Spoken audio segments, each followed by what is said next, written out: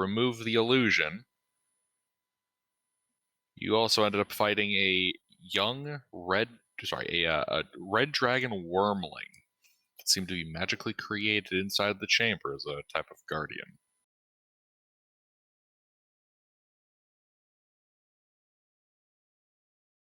Yep, we went and started touching things. Yep. We'd like to Intervid continue touching previously things. pressed one of those balls. You guys are going to press another. Why stop at 2? Let's press the whole set.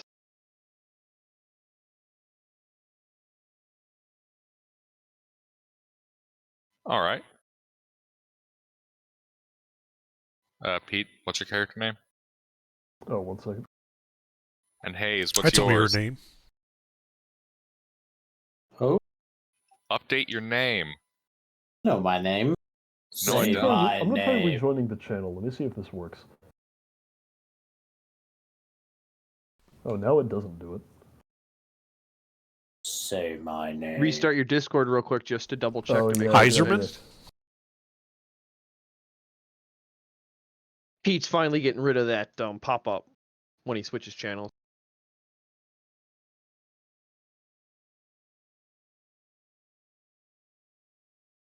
You probably clicked the right thing right away and don't. No, it didn't do it that time. It must be time. I mean, it won't do it anymore. Well, yeah, but I've clicked "Don't ask me again" every single time, and it keeps doing it, which means it will do it again eventually. I just have to wait. It's time-based. I just started doing it to myself, and it works. Wait, hold on. I'm gonna close Discord again and join another channel. When I do, somebody drag me in here. It might only be when other people do it for me. All right, hop in a I movie. was just going gonna to suggest. I was just gonna suggest maybe somebody should drag you just to double check. Can someone The bot update channel all Hayes' kinda name? crazy. Since apparently he doesn't know how to use a keyboard. Say my name. Weeb. I have to check tomorrow and see what it does. My name is Katsumoto. Because I thought I did it for you every time. No, not every time. Just like every week. Ah.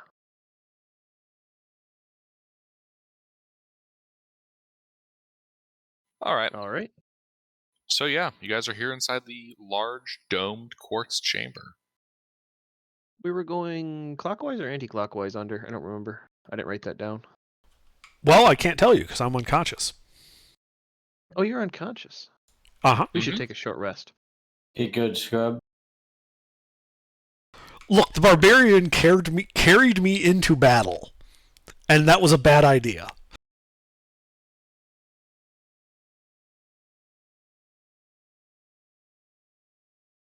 Seriously, I think the only part of you that wasn't caught in that fire breath was your head. Alrighty. So yeah, you guys are taking a short rest? What do you remember how long you're down for? Yes. An hour. Ah. Do we have anybody with healing or no? I sure as fuck don't. I didn't bother to pick up potions yet. Let me see what I have prepared right now. Are you about to take a short rest or a long rest? Oh, just a short rest.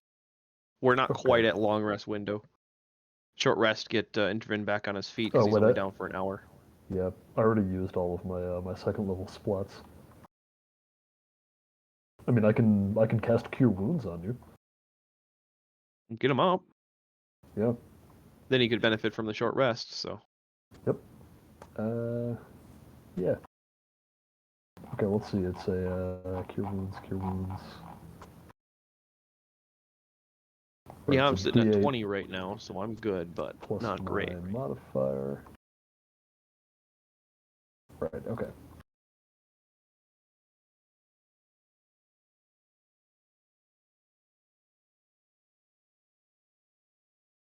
You regain 7 hit points.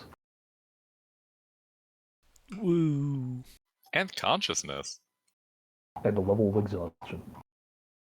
What are you at, 2? No, and just one. Spicy said. I think we're only at 1 for anybody right now.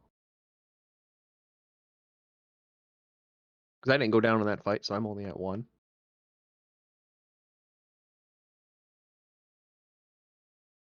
All right, but I do think we should sit here and drink some juice boxes. Oh yes. Sounds like a plan. So that's what we do. We sit in that room Yep. for an hour and drink juice boxes. Are we Juice resting? boxes, we're I taking need a a short rest.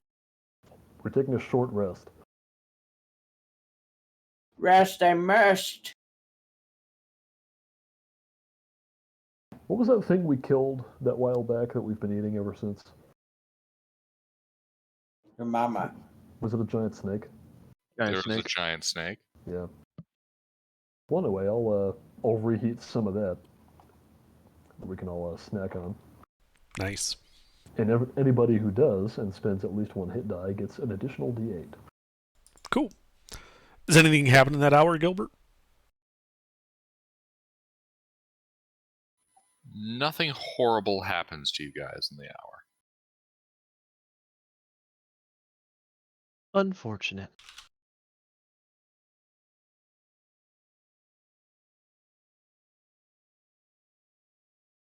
Oof.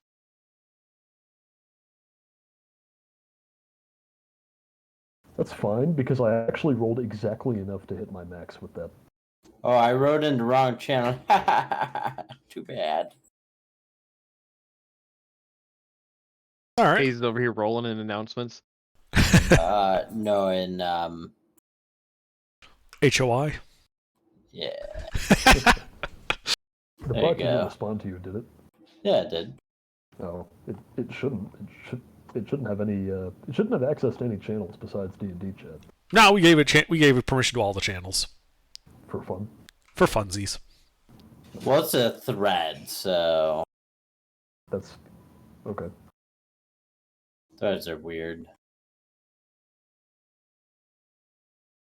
I'm gonna remove it from the thread. It's been banned.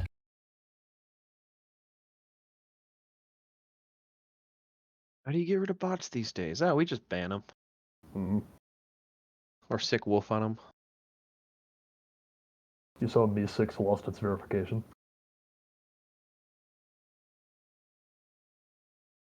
No, I did not. Yeah. All the fucking scamming finally caught up to them. There'll be another. Wait, what happened? There's a Discord bot called Me6 that's used for like getting people Damn near into everything. servers. Yeah, well, the thing is, the people who ran it and the people who used it did like a whole bunch of scamming and just like spam and shit, which led to it getting unverified by Discord. But we long rest. No, we short People rest. eat snacks. Short rest. Sorry. Short rest. People snack. Yes.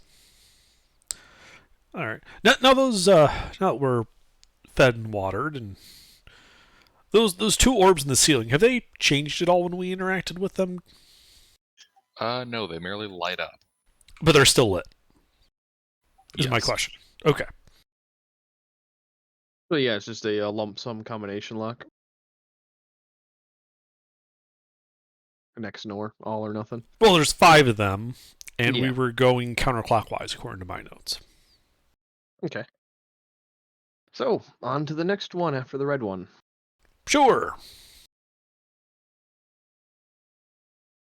Why not? What's the worst that could happen? Well, we already took the dragon. I'd like to, put a little bit of distance between myself and the people that are, the 2 people that are dealing with the sphere. So when I stand in the spot underneath the 3rd orb, what does the monolith look like? Let's see here. Let me grab the image.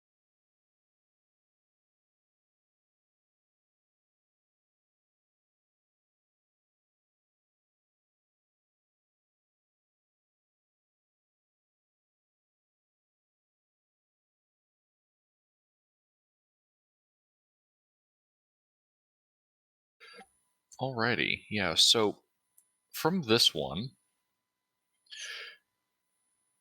inside of the crystal, you see a rather lithe and scantily dressed woman with the wings of a chiropterid, so bat wings.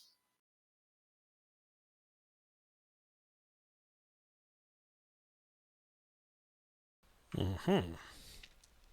Is this crystal portable?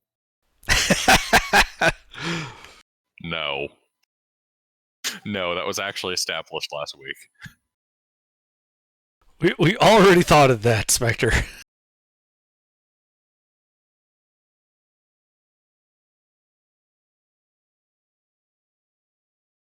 I mean, we actually tried too. We threw ropes around it and gave her a good yank. But anyway, just for clarity's sake, I didn't go. So that's underneath the orb that was, third going counterclockwise from the first one. What if I go to the first one that's clockwise from the one that we started with? So there's 3 orbs we haven't touched. So, what's the one in the other direction? All right, so inside of that one, you see a disembodied skull. Its eyes being composed of great green emeralds. Okay. And the last one?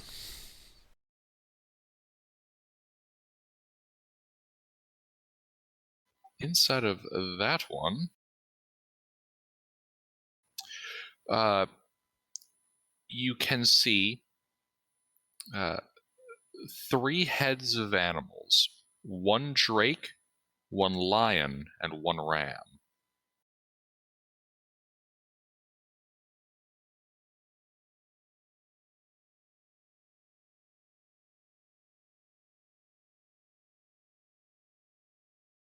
So, do we want the weirdest fuck, chimera hydra, the demi-lich, or the beautiful woman that has bat wings? Demi-lich. Yeah, I'll take the demi-lich. That's the most on the nose for opposite of where we are. What was the visual for the dragon again? Gotta write that down actually. Visual of the dragon was simply like that, like a yellow slit eye. Like basically just like a zoom in on a dragon's eye. Oh, You can see the tissue around it, a bit of the eye ridge, and it's focusing on the iris. So like Saruman's eye, but zoomed in real close. Yeah, basically. Okay. All right, well, let's go touch the orb for the demi-lich then. All right. Boost. Mm-hmm. If you boost me up, I poke the orb. And then this time I hop down. Well, you'd be on Katsumoto's back because the barbarian isn't here. And this time I hop down. And I am not near there. I'm around, but not there. Off to the side somewhere. All right. So you're going to press on the orb. We did. It lines up with the demi-lich. Yep. And you're sure you want to do this? Yep. He did. I've already done it. It's done. All right, you've done it. And he hops off the person's back. He is not being carried into battle. Not this time. Yeah, so in front of the monolith, you can see sparks of arcane energy swirling as a skull with emerald eyes is created, floating in the air. Hello. Roll initiative. What?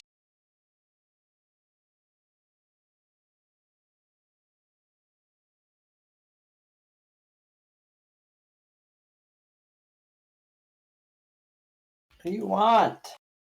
We're rolling initiative. Do you want to fight something?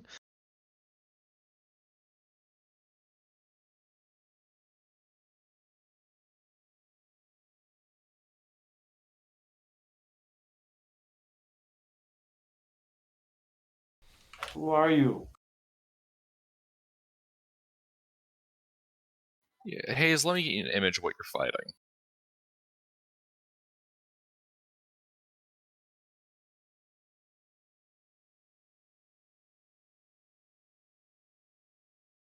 Ew. Now do I No, the send teeth might be worth something. the eyes might be worth something. Oh, Dr. Jones, is that you? Alrighty. Katsumoto. Is that Dr. Jones? No, it's a demi-lich. I'm looking for Dr. Jones. Are you gonna attack it or dodge? I attack it. Okay.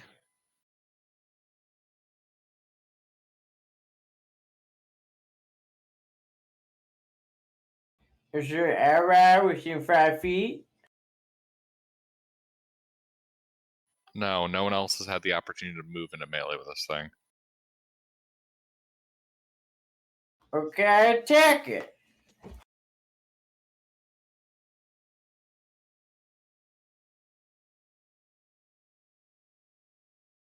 I hit it. That hits. Okay, well, I menacing attack. It is immune to the frightened condition. Well, you could suck my penis. Are you sure Actually- you want that? He's all teeth. Yeah, I don't think it can. It doesn't have any lips.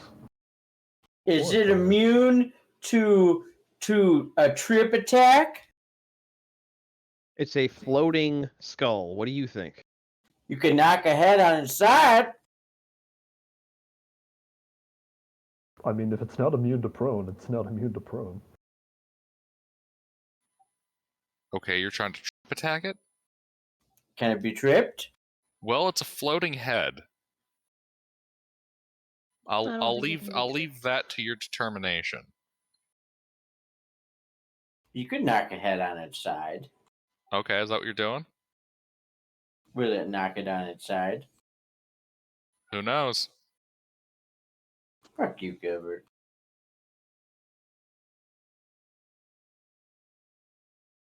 Well, that is damage. It appears unaffected by your sword blow. Okay, I leave.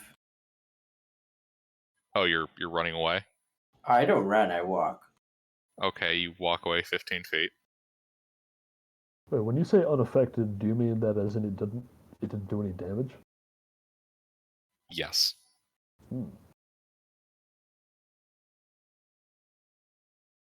That's a problem. Just a bit. Yes.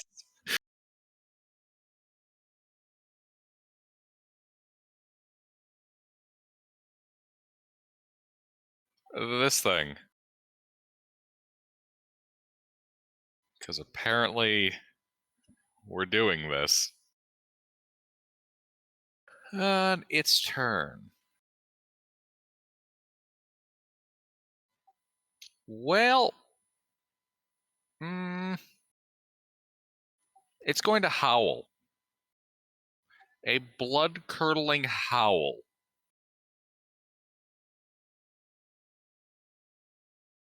I need everybody here to make a Constitution saving throw. Is this versus charm? Is No, this a spell? this is not a spell.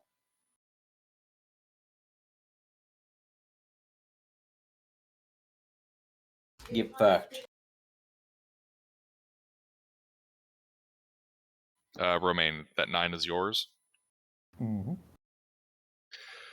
All right. Romaine and Rurik both fail. Intervin and Katsumoto pass. Intervin and Katsumoto, you are both frightened. Romaine and Rurik, you drop to 0 hit points and are dying. Nice.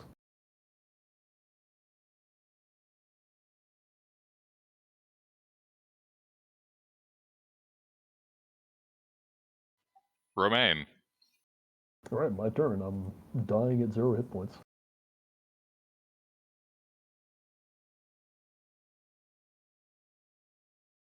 I am now worse dying at 0 hit points.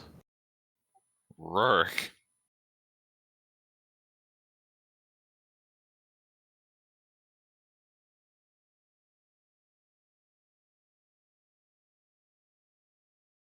Okay, you're slightly less dying. Intervin. You see this thing and are frightened of it. Hey, somebody want to pick me up so I can pick the other guy up? I mean, I would if I could, but I can't. So, I've got a thing I can do. I am going to use 2 sorcery points to quicken cast magic missile at this thing as a bonus action. Okay.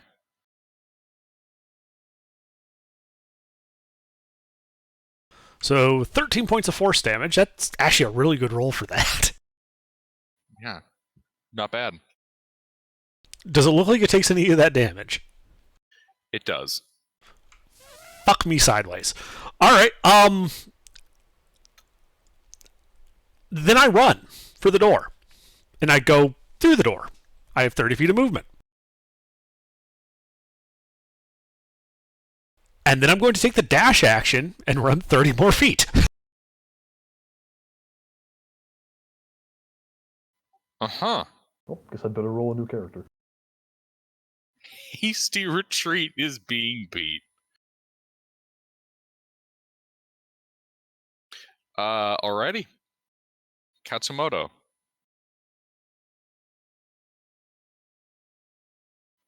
Katsumoto. Hey, you should Katsumoto. grab one or both of us and pull us out of here. Hey, are you here?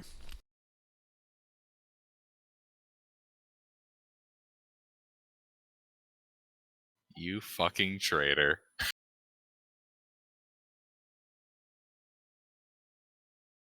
Guess he dodges. Yes, Katsumoto dodges. This thing.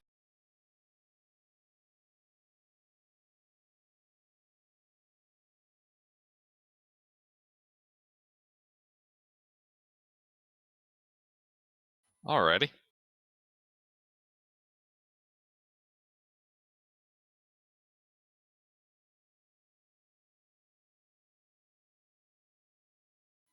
Well, this thing is...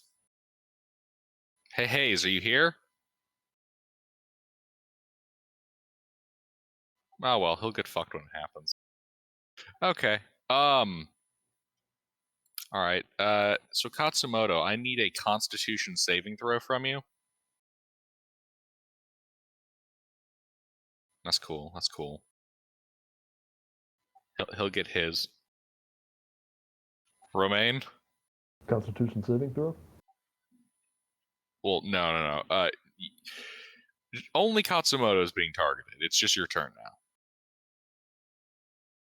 He's going to have an unpleasant time when he gets back. Alright, I am about to straight up die.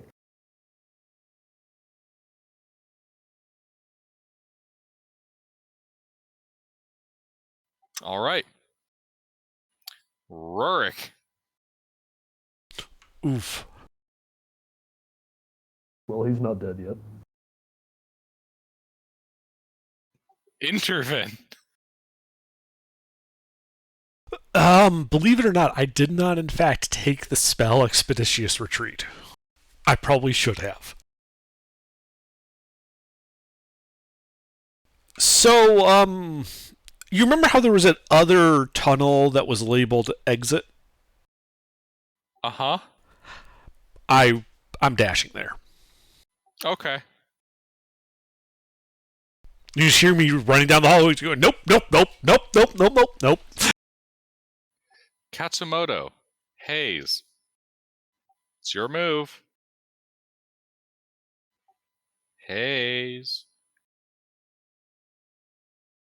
Hayes. Hayes. Wow, way to pussy out right when it got dangerous. This guy. He makes Katsumoto make another Constitution save. Romaine?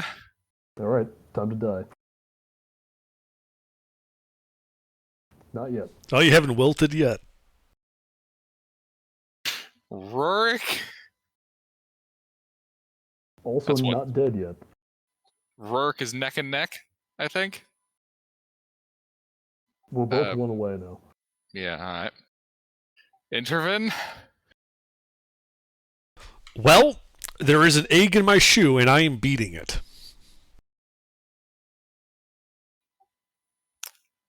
Katsumoto?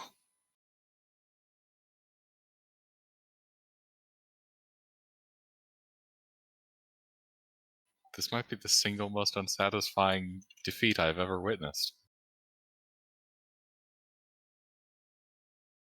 Look, I'm gonna go back to town. I'm gonna get this big old posse together, and we're gonna come in here, and we're just gonna fucking John Wayne this guy's ass. This guy forces Katsumoto to make a Constitution saving throw. All right, Romaine. Holy He gets up! fucking shit! Run for it! Run for the hills! Alright, well, it's my turn now, right? Yes, yes, you have a whole turn. I'm not in melee with it, am I? No. Alright, let's see. Bonus action. You also would wild have seen shape into a Katsumoto bear. leave melee without it engaging. Oh, yeah. Actually, wait, hold on. I need my action. Oh, yeah, it's a demi-lich anyway. I know how these work. Let's see. I don't want him to die. Grab Rurik and run. No, well, the problem is he might die if I grab him. I should pick him up. Yeah, if you can. Because Do you have a technically potion could of aid healing? you in Do you have a running healing kit or faster. something? he's a druid. Well, no, the problem is because he's a creature, I need my action to pick him up, but I also need my action to heal him. Yeah, and I'm 1-1 right now. If Or 2-2. when you say heal, do you mean give him hit points or just stabilize? Oh, you know what? Actually, I Actually- have healing word. Never mind. Oh, okay, yeah, healing word's great. Because if you give him hit points, then you don't need to worry about evacing him. He can self-evac. Yeah. Well, I can do both. Then do both. Although, actually, yeah, you make a good point. Instead, I'm I can going... get 45 feet even with full action movement. Yeah, bonus action to pick up to heal him, and then you just run for it with your action. Yeah. Although, I Because can even also... with half my movement getting eaten up, I can still go 45 feet. Well, the thing is, I have something better that I can do for myself, which I'm also going to do. So I'm going to action Cure Wounds, Rurik. Bonus action wild shape. Bonus action Wild Shape. That way, if I get reduced to 0 hit points, instead of dying, I just turn back into myself. Funny how that works. It doesn't say your true form is reduced to 0 hit points, it just says you, and when I'm a bear and I'm reduced to 0 hit points, I just go back to being human. Mm-hmm. And we just short rested, so you got a full loaded gun. Yep. Alright. So I pick you up for 10 hit points. Then I bonus action Wild Shape into a bear. And let's see, where's the bear? I hop on. Hey, you know what? If you want to treat me as a hostile creature, use your opportunity attack to grapple me, and because I am larger than you, hop on. I will let you do that.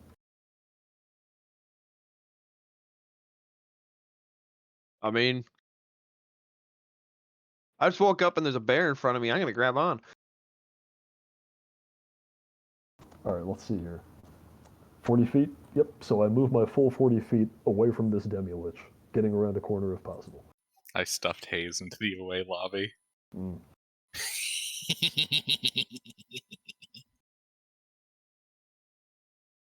But how far out of here can I get in 40 feet? Let's see where you would.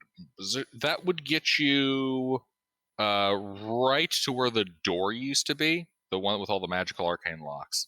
Okay. Does the demi-lich appear to be preoccupied as I'm beating a hasty retreat? Yeah, you can see an assload of necrotic energy being directed at Katsumoto. Excellent. All right. Well, that's as far as I can make it on my turn.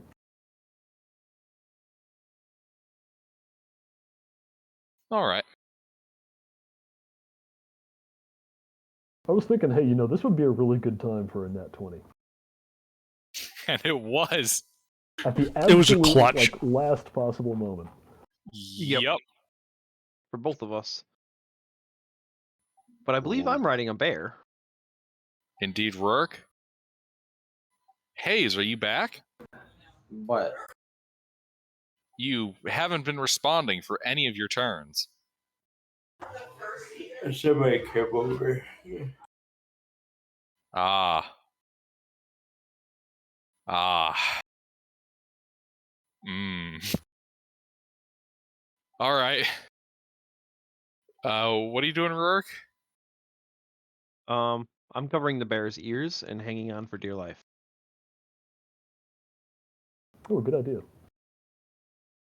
I'm using cotton that I have in my hands that I pulled out of my bag as my item interaction. And I am plugging the bear's ears and hanging on for dear life.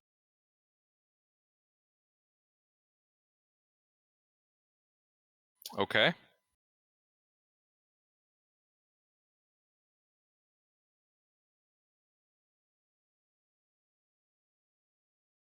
Intervene?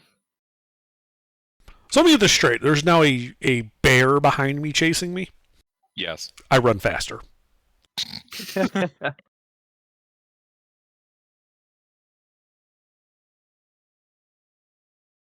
Katsumoto. What? I need 2 Constitution saving throws from you.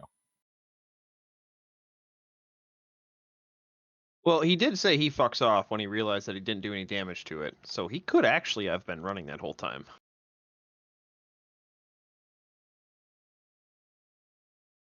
The rules as stated for combat is if you are not here to take your turn, you dodge. That is true. All right. That rule very much applies. Holy shit, we got Mister. No, I'm just listening. I'm not playing. I'm not at home. So Everything all good? yeah. I'm just out traveling. He's doing his mafia job. You missed The Last of Us. You don't know anything. You can't prove any of that and any of that. We didn't see anything. We don't know anything. Forget All right. about it. So the first one passes. You take half.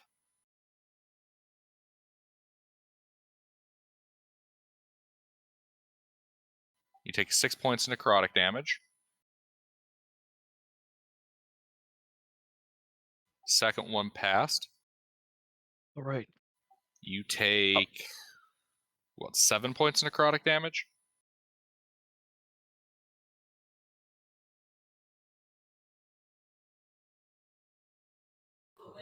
Mm-hmm. All right, But your he move. passed. I'd recommend move.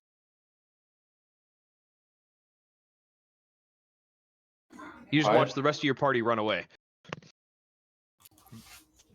Alright, do that. Yeah, the party has been completely routed. Okay.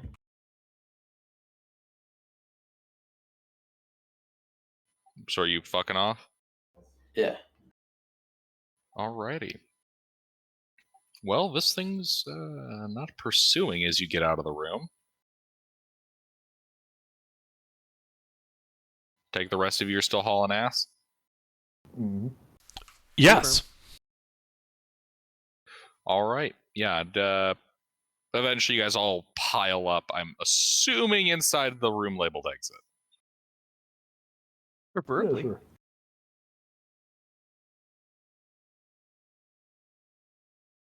Seems like the ideal place to go. I mean, that's where I'm going. We If the bear wants to go elsewhere, that's fine. But I'm going to the going exit. where Romaine goes. Yep. And I'm Playing a leaving. game of My Little Pony, and I'm the bitch.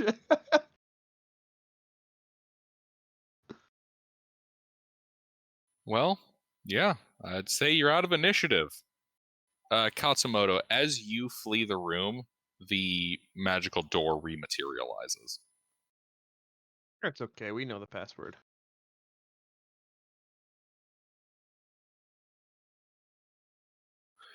You guys all pile up into this room labeled exit. So, what are you doing? Well, Exiting. yeah. What's in the room? I don't think we've actually been in this room. Oh, yeah, No. that's right. You guys actually haven't We properly. we've seen it labeled exit and ignored it. Yeah, so the room itself here, typical layout with all the other rooms as part of this this segment of hallways. Only key difference is the, large stone sign that reads exit, and the floor and ceiling have a pair of great metal circles embedded into them with a ring of arcane runes. Can I make like an Arcana check to figure out what's this supposed to do? Oh, wait, how did we get in here? We ran. No, I mean like, well, isn't there Demi another way out flanked of here over that by we know? the twins. No, well, can we go out that way before we find out whatever? No, this it was is? sealed behind us. Oh, great. It put us in the middle of a crossroads with no obvious way in.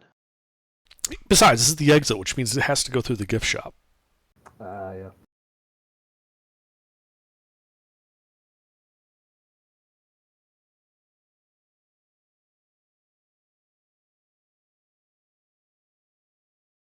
So, Gilbert, can I make an Arcana check to figure out what this does? Yes. All right. Yes, my apologies. Make an Arcana check.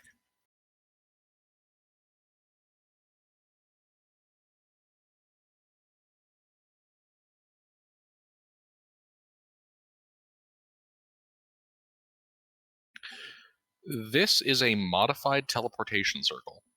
Okay. Is there an obvious activation mechanism? Yes. You do well I push it. investigating. Okay, it's a voice command, but okay. All right, yeah. Are all of you inside the circle? I would assume so. We have nowhere else to be. If I can fit. Alrighty, yeah.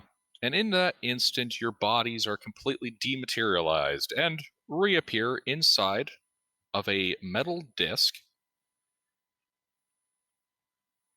Ow. Inside of a Yeah.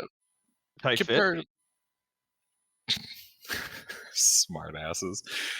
Well, On a disc metal is usually disc very thin. inside of a columned room.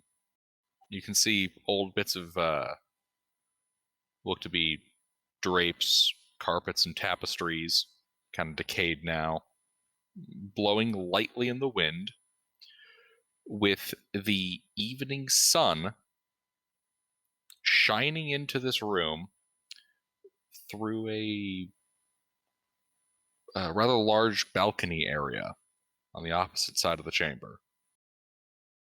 You can feel the cold wind blowing in a little bit.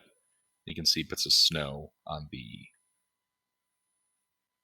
balcony itself. What's outside? I was You gonna say, walking over? does these? Yeah. All right, yeah, you walk over there.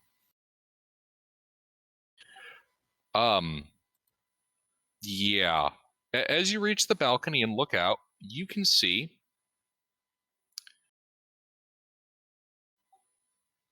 the grassy hills transitioning to the savanna and the grazing plains up north. You seem to be near the top of a mountain range. Based on the what we can see from the landmarks, could make a rough guess of our position. Yeah. I'd I mean, like to we're on do top that. of a mountain. You can see pretty far. Mm-hmm.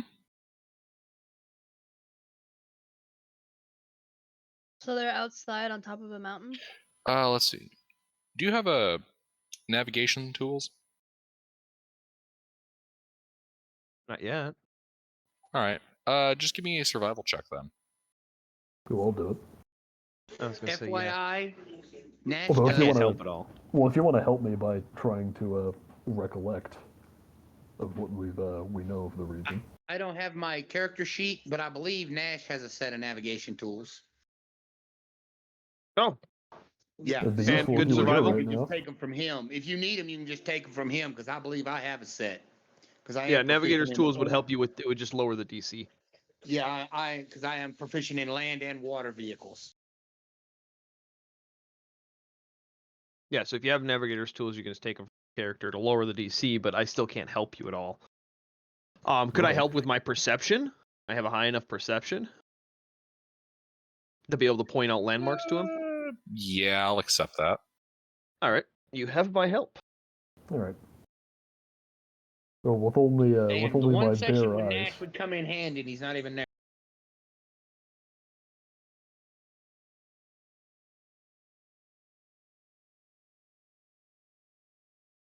Perfectly average. Except for his skills, which are not average. Hmm. Yeah, so based on what you're saying here, you think you're still in the mountains outside of Vermorton, just kind of further up the range from the actual mines themselves. Because what you're seeing ahead of you is the shrub and savanna and all that in between the like hilllands that Vermorton is located in, and the like fertile flatlands that the cities of like Urkaresh, Uramar, and Akkad-Ur would be located on. But they all look to be several days of travel away. Hmm. What about the mine itself? How long do we think it would take to get there if we've got a rough position data? You think you're probably within a day's travel of it. Probably should head back there. That's where The all of our bigger- shit is. The bigger issue being you guys are up the mountain. Wait, hold This on. part What do you being an mean? almost vertical escarpment. What do you mean that's where all of our shit is? Our wagon and gear? We didn't bring yeah. that through the crevasse. That is true. I forgot about all that. Yeah, that's why I don't have healing potions. Because they're in the fucking wagon. Because I thought we'd go back outside after we killed the bugs. I didn't think we'd need those in combat. Hey, Gilbert, Yeah? can I join? I haven't had a chance to look at your sheet yet. Oh, okay. So, like, they're outside. Maybe they see a fire in the distance or something. We're on the I have top to of a review your mountain. sheet. So Right, we're they're also on looking top out of a over a mountain. balcony. You said. Is there anything else in this room? Right, yeah, you start poking around. Yes, I do poke around. Yes. Yes. As you poke around behind a section of curtains and whatnot, you find a room. A simple stone room, about 20 feet by 20 feet, around which are piled various boxes, assorted bits of armor and whatnot. And you can see, sitting behind a counter, a suit of bronze splint mail with no face inside the helm, kind of glowing eyes floating inside the helm, staring back at you. Okay, well, we can take our chances with whatever that is, or you can both hop on my back and I can climb us down the mountainside and get us out of here. Is that the only thing in the room? Is the suit of armor? Or you said there's boxes in there? Ride the bear. Yeah, there's boxes, whatnot, like, almost like it's a storeroom. And this The suit- armor The seems suit of armor active. waves at you. I wave back and then I say, can you talk? Of course. Oh, great. Glad to find somebody friendly. Things have been attacking us left, right, and center this whole time. That is the idea.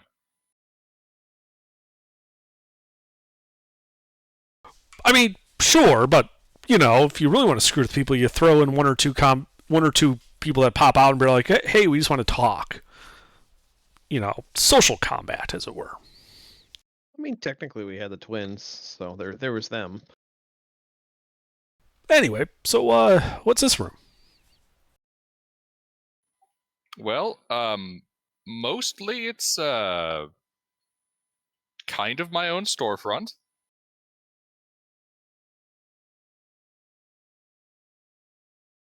What you selling? Loot. I got some magic potions around. Probably a couple scrolls, weapons, whatnot. All for the purposes of, exploring the labyrinth below. Why, you interested on going in? We just came out.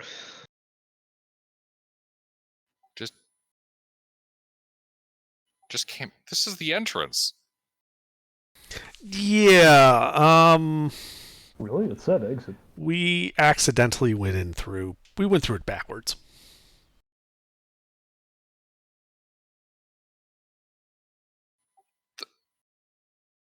The hell? Okay. What can I say? We're overachievers. Some motherfucker's always trying to ice skate uphill. Well, I suppose I shouldn't be too surprised by it. I've been seeing it from over on that balcony. I imagine the miners must have breached part of it. You know, like the big lake at the end of it? No. You've never been through the labyrinth? The entrance.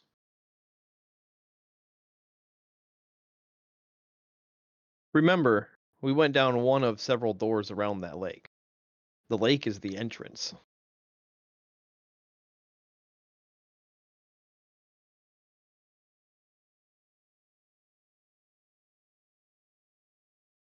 I know what I said. Yeah, and then I asked him, what, have you never been through the labyrinth? No. Oh. Well, you should really try it. It's quite something. I'm not sure the lake is the entrance. I think the lake might just be part of the labyrinth that they accidentally broke into through that crevice we had to crawl through. I think this is the way you're intended to get in here. Though, for what purpose, Well, I we know used not. exit, we got to here. So I would assume there's probably several exits that return back to this point. Oh yeah, probably. So there must be a way to go back in from this position. Well, more importantly, is there a way down the mountainside from here? Yeah. Yeah, there's and he holds up the, like the mittens he has for hands. A trail, kind of creating air quotes. The friendly HK. What do you mean by trail? I say, mimicking his air quotes with my bear quotes. Well, it's not paved or worked in almost any capacity. It's effectively just a bit of mountain climbing, shimmying over some edges, avoiding the ice so you don't, crunch. Hmm. Well, that shouldn't be any problem for me.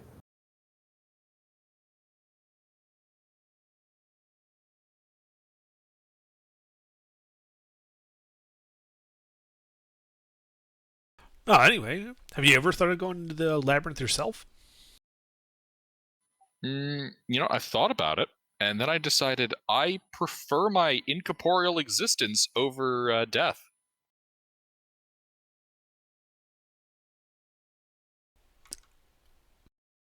I mean, fair. By the looks of you guys, you don't look too great. I'd say it kind of proves my point.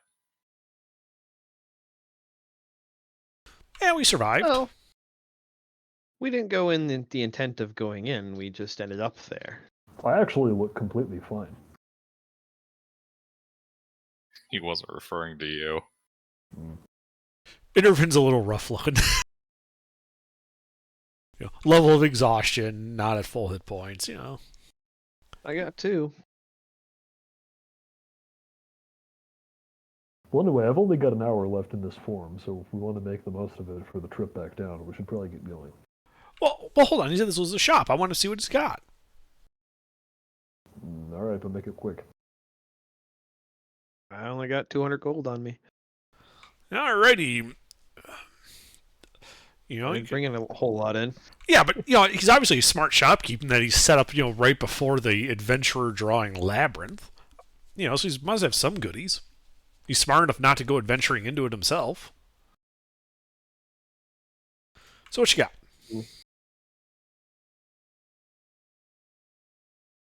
Well, let's see here. Couple of stacks of +1 magic arrows. The last group sold them because they're useless. Hey, don't be knocking +1 magic arrows. All right. Let's see here. You hear him like rustling around. I mean, if it's a potion, at least the more uncommon ones. I got some of those. Basic adventuring gear. See him like put like a coil of rope up top on the counter. I got some rope. Don't gear? think you want these rations. These are. You know what? If you just want to throw them off the cliff face, I'd appreciate it. Tosses up a sack that smells god awful, and you can see some mushrooms growing on the sack itself. Really, if you're looking for it, I probably can sell it to you. Got enough for climbing gear for everybody. Scroll of Wish. Probably don't have enough money for that. Even if I did, you're too poor. Well, you mentioned scrolls. What kind of scrolls you got?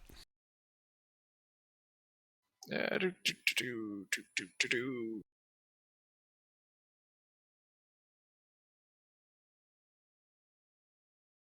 me 1 second on that one. I have a different thing I have to reference for it. He starts rummaging through crates looking for the one labeled scrolls.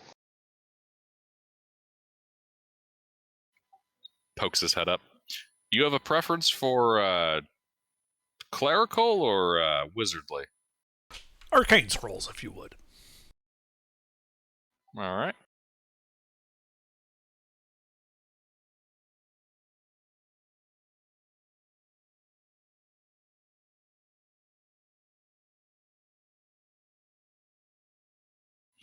Let's see. Looks like I don't quite have as much as I remember. Got a levitate, 2 hold persons, an ice knife, half a dozen false life, 2 feather falls, a couple of earth tremors. Rather falls than yeet. I already know Featherfall. Oh yeah, and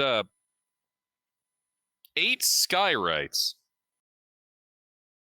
Those ones are actually pawned off on me by a group of adventurers maybe 80 years back.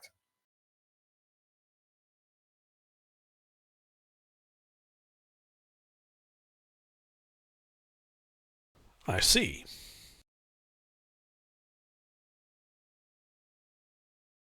Well, we can always take them off your hands if you don't have any value for them. We can get something for them, I'm sure. Oh no, I'm not in the habit of running a charity here. Well, what do you do with your profit? I mean, you're kind of in the middle of nowhere. Yep. I'm saving up. For what? Don't know yet. I hear rents around here are crazy. At one point, I would have said retirement, but, well, I don't tire. Or eat. Or sleep. You must get bored, though. Oh, incredibly. So I happen to have this book of Lorebard with me that has incredibly interesting and varied text within it. You know, it's not a technical manual. This is entirely pure entertainment. I figure that's got to be worth a couple of scrolls to you in trade. If I may see it. Sure.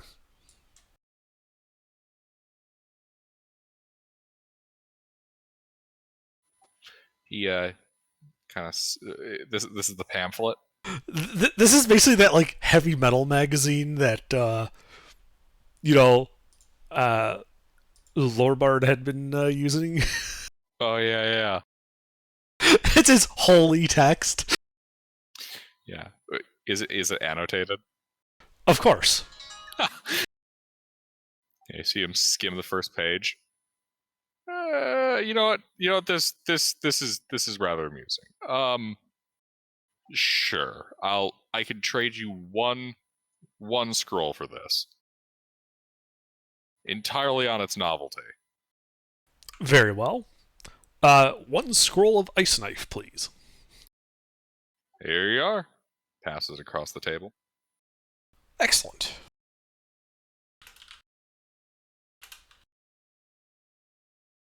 Alright, we should get going before it gets dark. Sure. Oh, I never caught your name.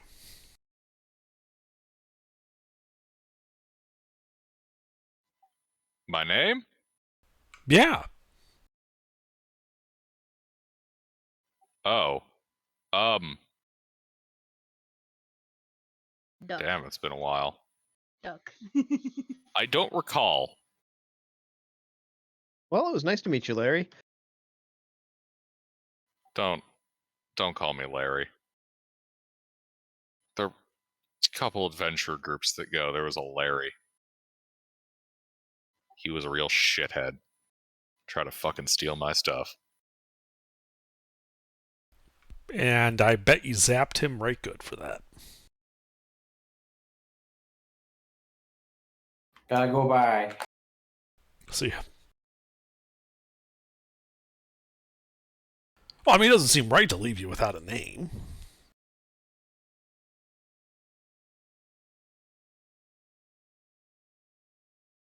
How about Max Turbo? It's an odd name. Yeah, but if he likes it.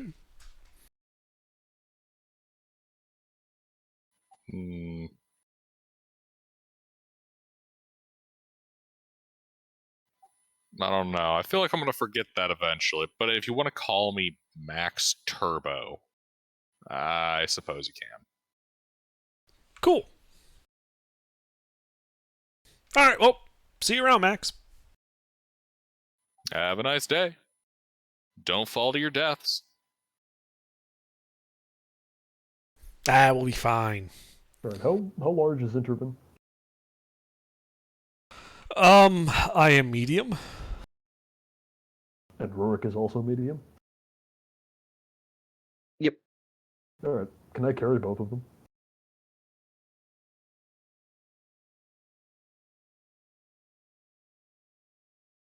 Being a large creature?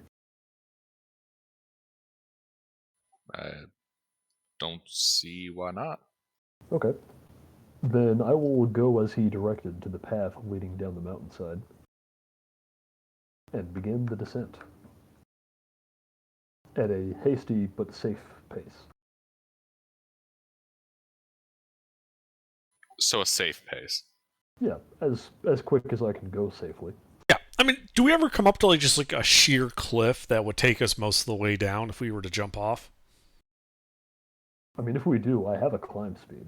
Well, I have featherfall. Oh. You know, as far as a sheer cliff goes, yeah, it's right below the balcony. Okay, and how far down the mountain do does it the go? balcony Like, would it get us most of the way to the camp? Let's see. This is probably like 120 feet straight down before you'd hit anything. The camp's a ways away. So it wouldn't really Yeah. save us anything. I mean, probably not. All right, let's just go down safely then. All right. We'll save feather fall for if we fuck up. Yep. Anyway, I begin the descent.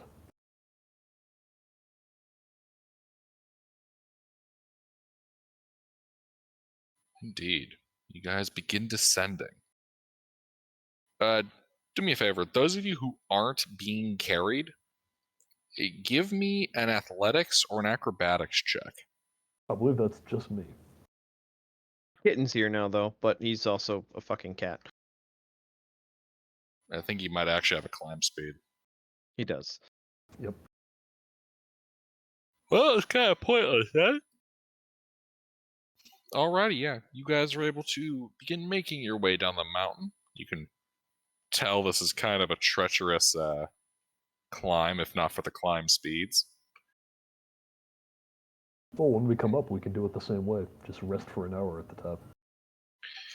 And you guys get about an hour away as the sun sets behind the mountains. An hour away from camp? An hour away from the labyrinth. Is that at the bottom of the slope? Not really at the bottom of the slope. You're still kind of like on the mountain range itself. Okay, well, we should go the rest of the way down, and then we can rest. I was more saying it's the end of an adventuring day. I mean, do you want to push with the con saves? I can push it with the con saves. I mean, they're not going to have to do anything except for Kitten. All they have to do is hold on to me. Fair enough. I have rope and made harnesses while But it we were climbing. isn't exactly comfortable, so I would need it from them too. I'm asleep already.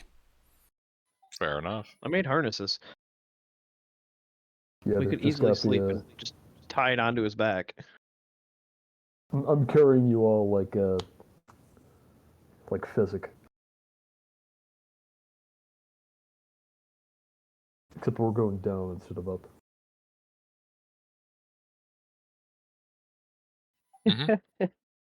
Yeah. But riding is not one of those things that's comfortable to sleep doing, so if you guys are pushing, con saves. All right, well, then it's up to them. No. If Okay, we got a clear enough spot to take a rest, why don't we just take a rest? then let's take a rest.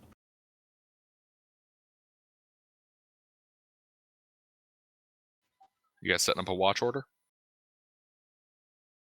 Sure. I'll take the first one. Take a second.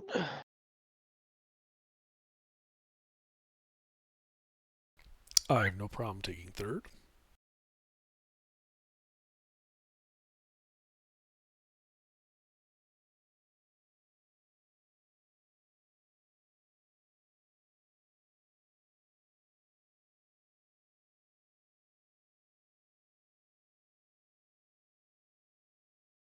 There you are.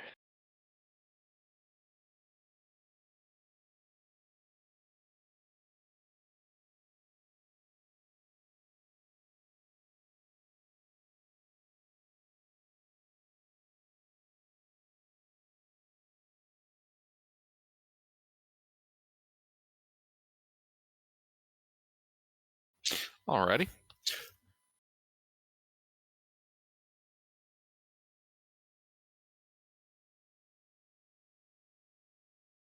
Yeah, your guys' watches all go by without anything too concerning.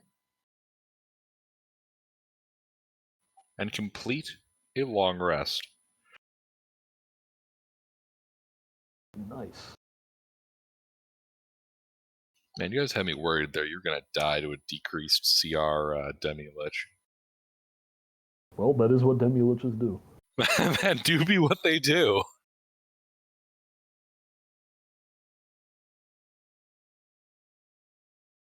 All right. So we've had a long rest. Yep. Excellent. Well, first we got to get back to our stuff. Yeah. So onward, on foot. We continue descending the mountain.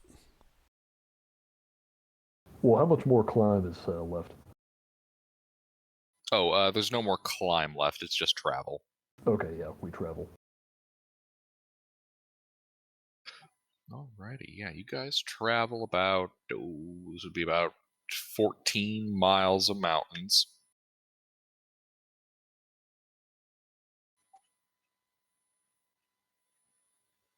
It's about like 2, 3 in the afternoon when you arrive at the mine. Is there stuff here? Yes, you can still see your wagon. Nice. Okay, I believe we were originally tasked with dealing with some bugs. Yes. And we didn't see any. No, we did.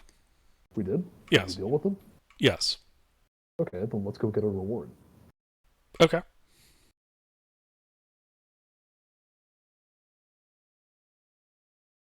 So there's still that command tent, right? There is. All right, I walk in. Oh, hello there. How you doing? I Better see you're now. back from the mine. Yep. Bug problems dealt with. Oh, that's great to hear. It's great to hear. Alrighty, then we'll get the shifts back into the caves. I assume you'll be wanting payment, right? Yes. Payment is good. We're also a bit short-handed. Is there anyone, any irregulars in the camp who might be of use to us? Nobody in the camp itself, but we saw some kind of tabaxi back down the road. Did you see which way they were headed? Yeah, they were headed back towards the city. I suppose if you hurry, you could probably catch up to her.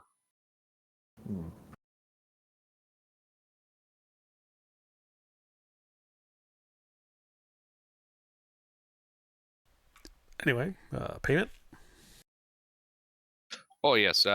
As far as payment goes, hold on there a second.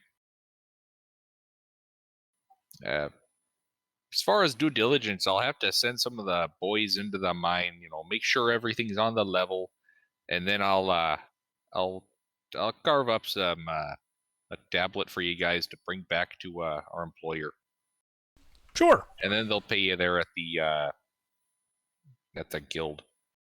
Of course.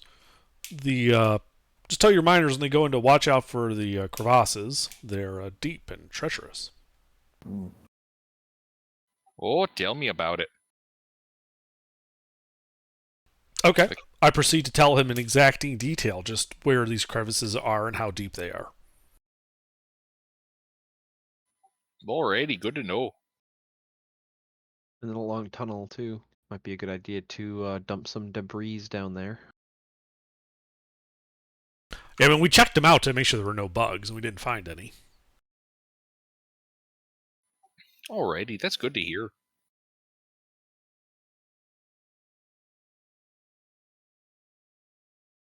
I'm both amused and insulted by your accent. Well, excellent. That's great to hear. Eh? God, it's the Canadian Swedes. Exactly. Yeah. So It's not exactly Canadian, but it's not wrong. it's about 2 hours as some of the kobolds are scoping out the caves. Eventually they return. All right. Yep. It checks out. Wait, since when did kobolds talk? Kobolds are a playable Since race. always, fucking racist. No, I'm not there.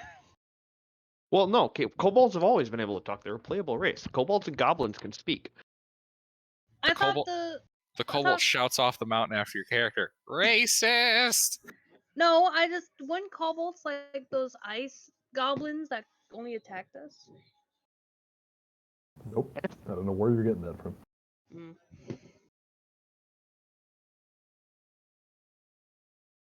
Alrighty. Let's see now. Let's get this tablet written up for you. You see him kind of scratch the letter into the hunk of clay, and I wrap it in a softer outer layer of clay.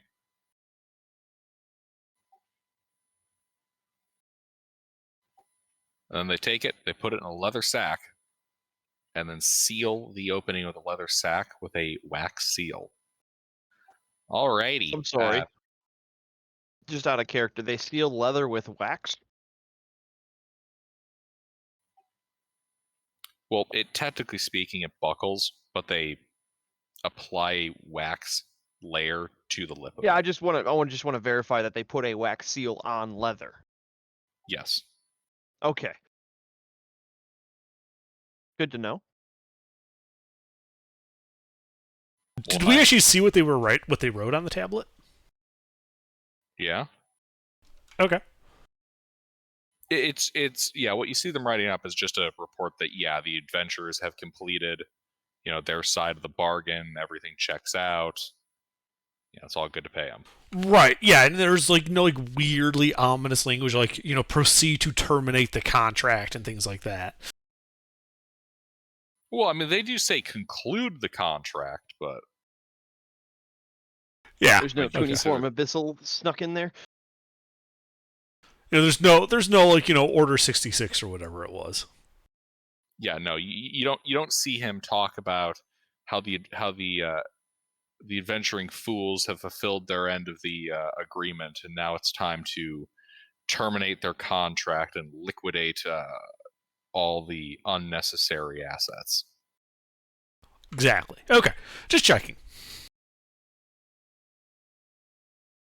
All right, yeah. So I assume after that point he hands off the satchel to me. Mm-hmm. Great.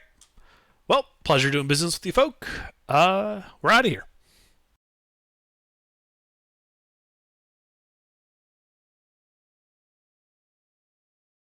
And we leave. Yep. Indeed. Load up, pack up, and head to town. Intervin, I'm assuming we have no issues with that and we're on our way now. What? I'm assuming we're on the road. I just want to verify with the DM that we're not around the camp anymore. Correct. So, Intervin, you can do cold stuff, right? Yeah. That's why I was asking about the wax on leather, because you can just make it cold and it will just pop free. We saw them write the tablet. We know what's on it. Yeah, no, I'm saying if we wanted to manipulate it all, it would be relatively easy. Potentially. What do you got in mind? No, it's just a thought that crossed my mind, because that's the easiest way to remove wax from leather is make it cold. It will pop off. So if it comes up again where somebody is using leather and wax and we need to get in there, it's relatively easy, if that's a common way of stealing things around here. That seems like a lot of work. Not really. But anyway.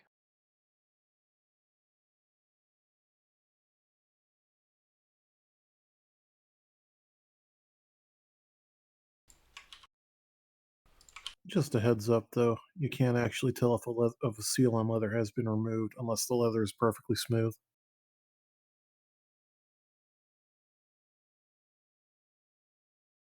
Well, yeah, of course, because the seal won't be there anymore. But we start heading to town looking out for a tabaxi.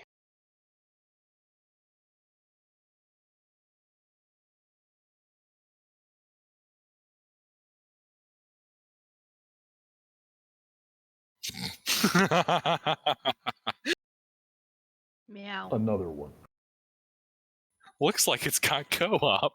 That terrifies me. Mm-hmm. As it should. Anyway, yeah, so we start heading back to town. We end up running down a tabaxi on the way. Indeed, you run down Cece's character. All right, roll a new one. CC, make a new character. You got And we were trampled. brutally crushed to death under our horses. Well, jeez. Anyone feel that? No? Alright, let's keep going. Must have just been a bump in the road. Wait, can I like roll perception and dodge? No, We we're don't not try- actually. Not running how the any road. of that works. We're just kidding around, Cece. You're good. Oh, I know. Well, I'm kidding back. I mean, it would be reliant on your passive perception to see a fucking wagon bearing down. I think you'd notice. We're not exactly subtle. It's a 10. With 10, I would notice, right? You would. I think if you have the ability to perceive things, you would probably notice. True. A Right. 10 is average perception. Alright. You would need below a 4 to not notice us. Ah.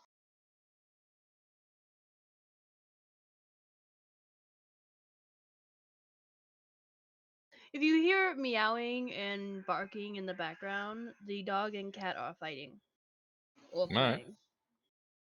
And I don't know why it has to be on my bed. Of all places.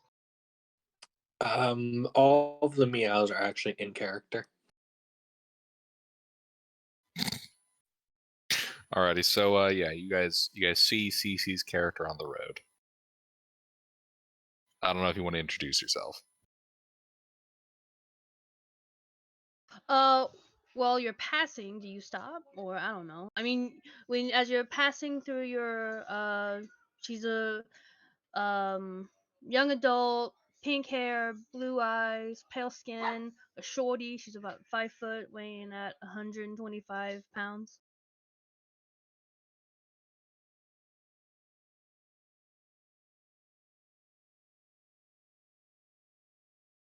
Sending picture. You look like you're up for an adventure. Hop on. I also have cupcakes. Would you like some cupcakes? Sure. Welcome aboard. Yay! Just a heads up, those cupcakes are made with the chef feet.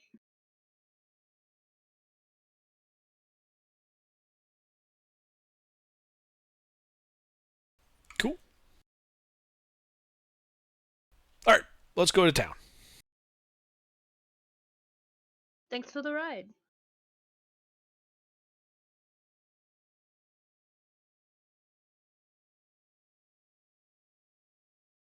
Indeed.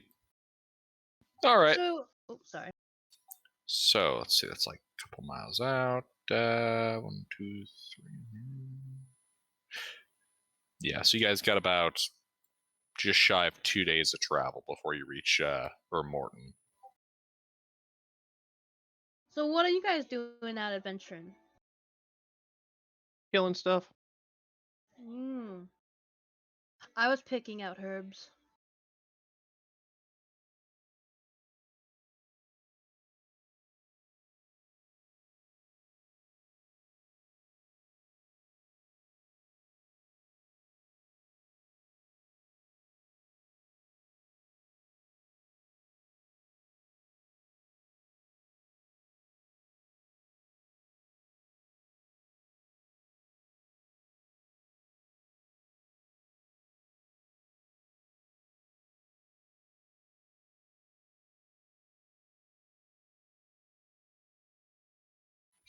Alrighty.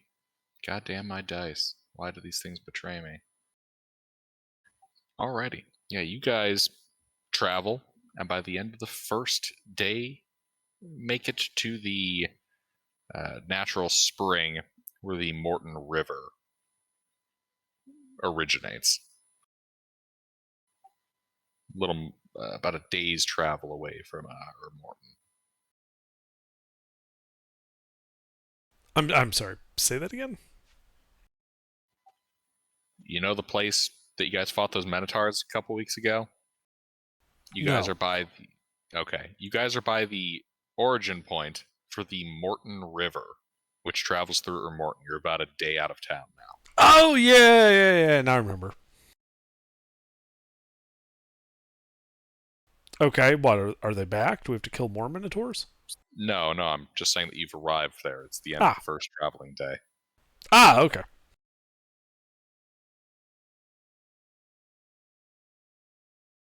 I mean, unless you guys are wandering out into the raw wilderness, I mean, by all means. I think backtracking is the best option. So have we had another long rest at this point? Well, we'll set a watch into, like, probably the same order.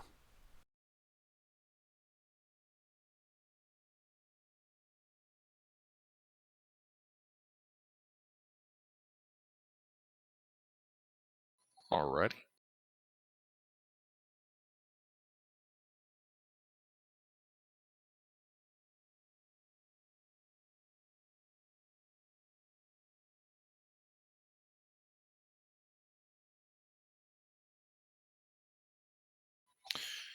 Yeah, the night goes by without any noteworthy events. You've completed a long rest.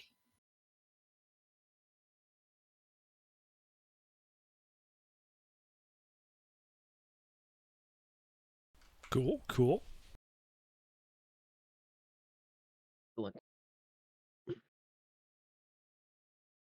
I think we continue on to the city. Alrighty. You guys continue following the waters of the Morton River, and it's about 4 in the evening when you arrive at the outer walls of Morton. Hey, Gilbert, Yeah? could I roll to see what herbs I found in the mountain? Survival check.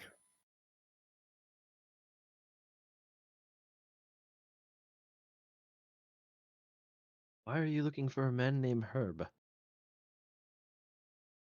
Why are you looking for more than one? Yeah. You find no herbs. Oh, okay.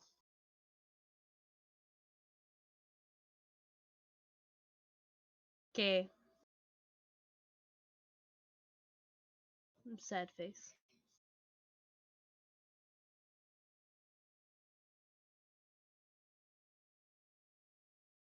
Well, I think we look for the boss man's and secure payment. Yeah, we have no problems getting into the city.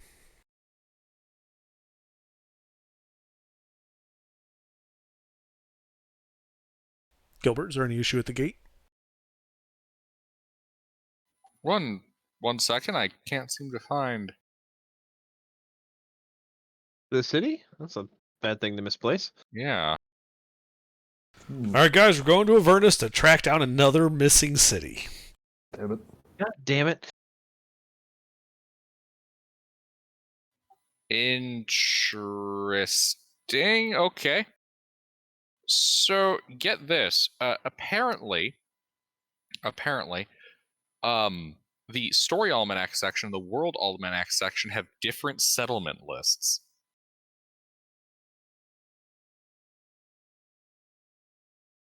And Morton is under the world list rather than the story list. Here we are. Okay. Yeah, see, this is why I keep my notes in a Word document. I mean, this works for me. It's got all the hyperlinks I could possibly want. Alrighty. So, yeah.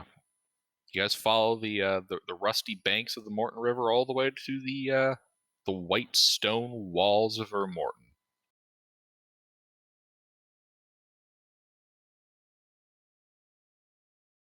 You can see activity for the day is kind of winding down. Uh-huh. We enter the city. Mm-hmm.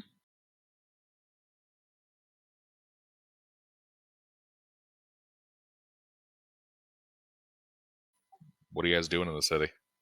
Going to the guild and getting paid. Yeah, securing payment. Mm-hmm. Look, man, I don't make assumptions about what you guys remember to do. Oh, we already said that. Right, yeah, it was. My question was did we have any problems getting into the city? Oh, yeah, fair enough. No, there's no problems entering the city. But you guys were able to make your way all the way to It was Byrne and Hurdy's mining corporation. Mhm. Or I should say mining guild. You know what I mean. Yep. Looks like most of people who are usually working here have left. There's just a kobold and a halfling inside. Do I recognize the halfling? Yes, you met him last time you were here. Yeah, it's Bert. Yep. All right. And is the halfling Hurdy? No, it's a kobold. The kobold, I meant. Yeah. Yeah. Okay. Yeah, so I walk up to them. Hey, guys, we're back. Ah, welcome back. Welcome back. And I set the leather satchel down on, like, between us. Mission accomplished. Excellent. Alrighty.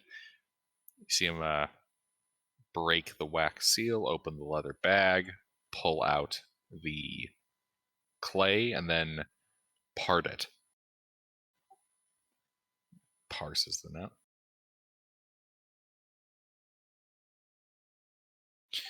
Alrighty. Looks like everything here is in order.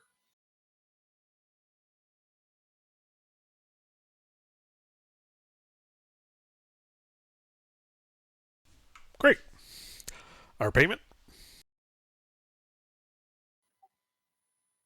Here you are.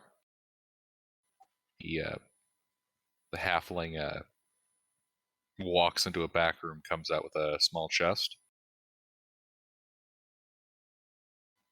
And here What is happened the to your boobs? what? Said he walks out with a. Ah, no, forget it. A small box? Is that what? No, you said small chest. Anyway, Yeah. go ahead. What happened to his boobs? Kind of reaches overhead and places the chest on the table. Alrighty, that should have the agreed upon amount. Excuse me, where would one buy purification salt? What? Where would one buy purification salt? I don't know what that is. Okay, how about salt? At the market. Okay. Yeah, we're in a big city. There's a big market. Yeah. So, I just open up the chest and quickly eyeball it, make sure it's, roughly what we were expecting, because I believe it was $22.50 in gold. That's what my notes corroborate. Okay. Look like it's there, but they're not like massively shortchanging us. Correct. It looks Okay. like 2250. All right, great. Alrighty. I have to the bottom. Like, all right, well, if you ever need our services, feel free to reach out. Oh, if we ever need services, we will certainly contact you guys. That was the fastest turnaround we've ever had. It's always nice, and as I pat the chest, it's always nice to deal with professionals. That it is.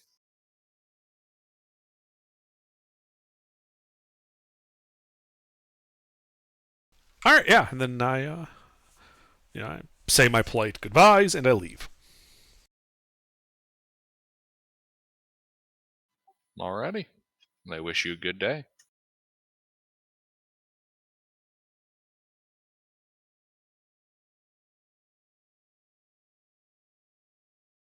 Alrighty.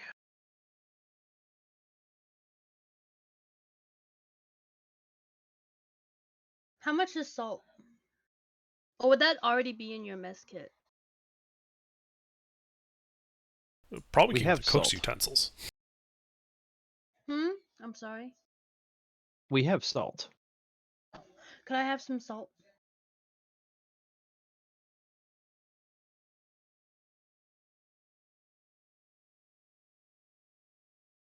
I mean, if we got salt, sure.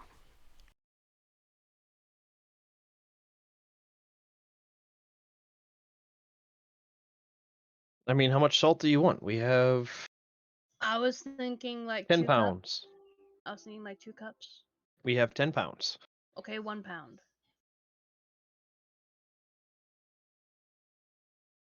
1 pound of salt, please.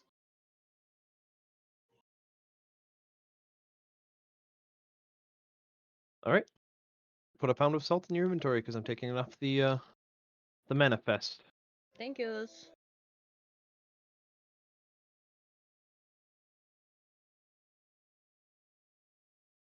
Thank you. Mhm.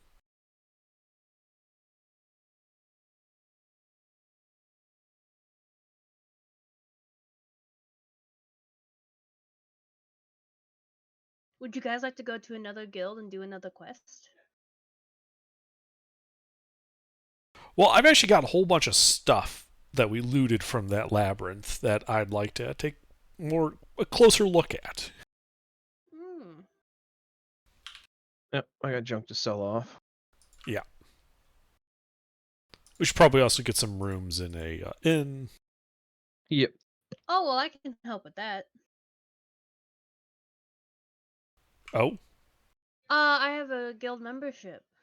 Some guilds can offer lodging if possible. Yeah, but that would be for you. Well, you're now my party. Wouldn't that help? The guild membership stuff covers like you. yeah, Oh. you can Yeah. stay for free. We'd still have to pay. Um. But hey, it's one less person we have to pay for lodging for. True. You don't have to worry about me.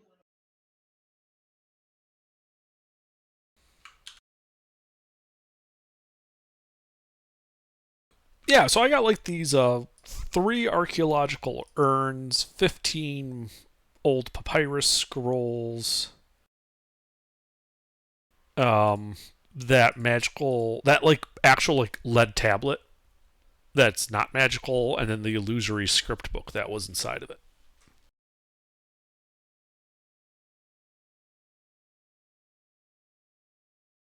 Is there a museum in town?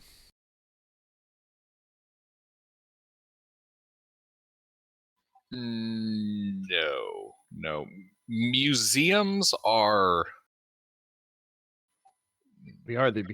not We're what's really going to be a in a museum. yeah. Museums are not really a Bronze Age type occurrence. The closest thing you'd likely see to a museum would be like some kind of like royal conservatory or something, where a local lord or ruler of some type has taken a particular interest in something, and they have accrued a collection of it. Yeah, And they'd otherwise, probably have a curator. if something happened in the past and people want you to know about it, there'll be a monument of some kind. Right. Okay, is there such an eccentric person known to be in the town?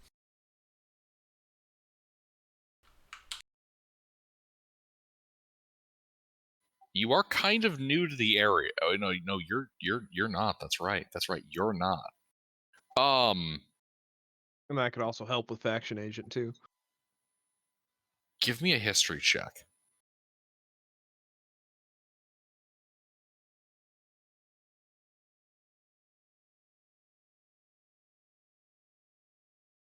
And this is for like getting the stuff identified.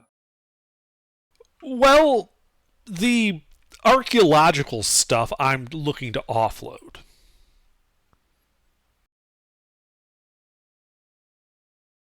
So, like I have 3 archaeological urns, 15 blank papyrus scrolls, and that lead tablet. I would like to make a rubbing of the lead tablet though, before selling it.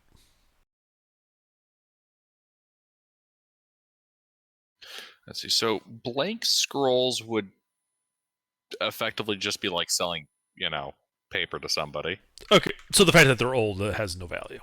Right. Old Okay. paper is just paper. It's what's on the paper that's important. Yeah, these are I was blank. gonna say, Okay. yeah. See if there's anybody that could maybe make out or would be interested in trying to figure out what's said on the paper, because there's it's No, these are every blank. other letter in syntax. No, these are literally blank old scrolls that we pulled from the. Oh, I thought we But- had some that had some writing on them. I'm keeping those. Ah, okay. I thought you were trying to offload those. My bad. No. Like the archaeological urns have nothing in them that was, relevant to us as adventurers. Blank papyrus scrolls, and I made a rubbing of the lead tablet, so we can sell the actual artifact. Let's see. As for the, let's see, look up what these were. All right, so the clay tablets, the urns, those would also just be like standard stuff to sell. It's effectively just trade good. What was the other one? So we got the scrolls that are trade good, the urns that are trade good. What was the other one?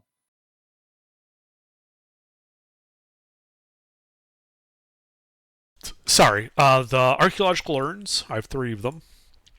Blank papyrus scroll, 15, and that lead tablet that had the key for opening that door in the mine.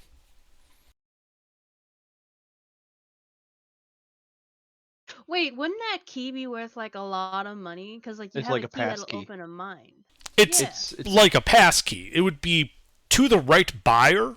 Yes, it would be worth a fair amount of money to an adventurer trying to get into that labyrinth. Well, shouldn't we like put a sign, be like key to a dungeon? No, that's how you get people trying to kill you for it.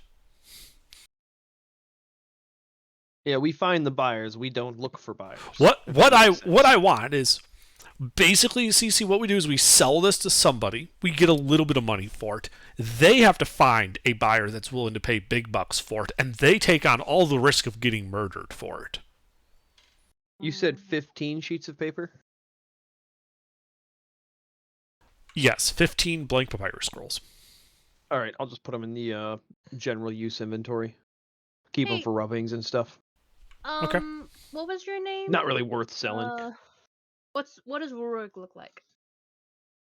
He's a rather tall dwarf. Oh. Hi. She walks up to him. What's your name? Rorik? Thank you very much for giving me that salt earlier. You wouldn't happen to have a fork, a metal fork, and a pan, would you? Rorik would just bust out into laughter. That's like actually in your mess kit, CC. Oh, I don't know.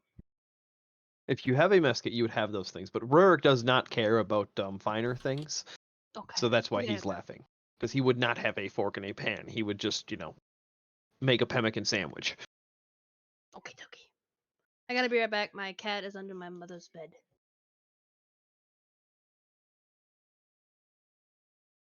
But anyway, would I have any pillar contacts in the city here? 1 second. To aid Intervin with his sales. The pillars got their finger in everything, so if there's an agent here, they would know who best to sell that to.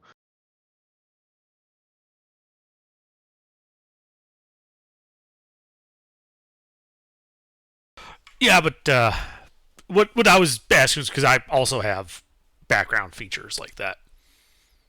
Yes, I'm managing many people at their background features. Okay. Let's see here. Sorry, Gilbert, we walked into a city and we're all just bombarding you like, oh, we got all these background shit we can do now. Yes, many backgrounds, many PMs, many people. Alrighty. Okay. Ruffles. What were you saying? I was asking if there was any visual or visual signs of the pillars being active in this city.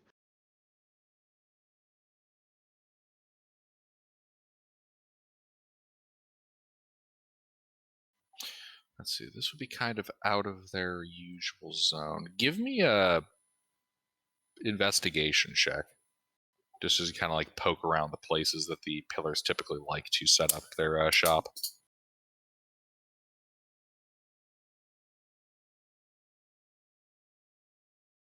I have also rolled an 18.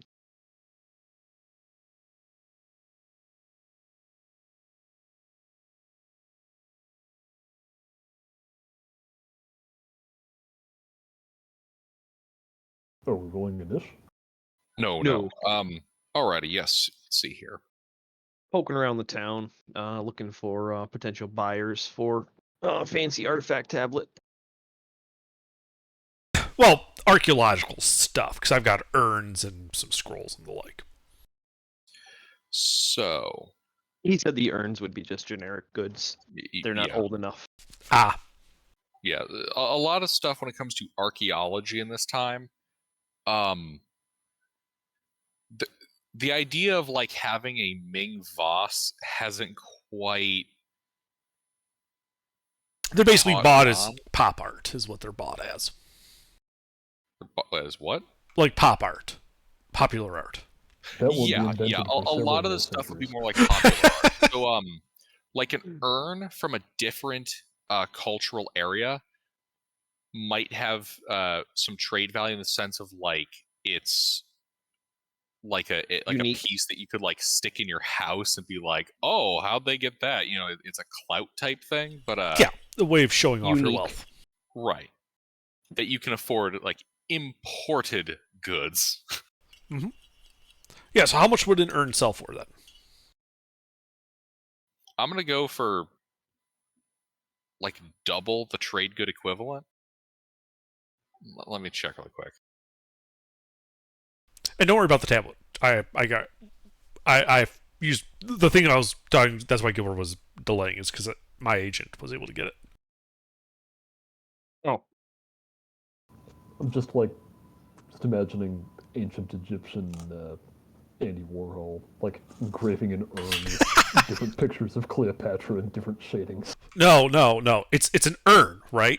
And on the picture of and on the urn is a picture of another urn that fell over on a pedestal and No, I've spilled. got it. It's a big like wall engraving of a just like a bowl of straw, or whatever the ancient equivalent of a soup can is. Uh-huh.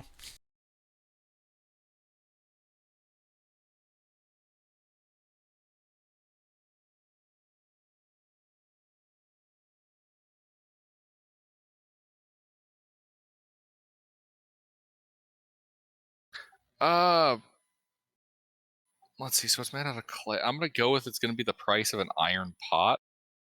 So like 2 gold apiece. Okay. I can't really find clay pot. All right. So you're saying I would get 2 gold apiece for them? Yeah. All right.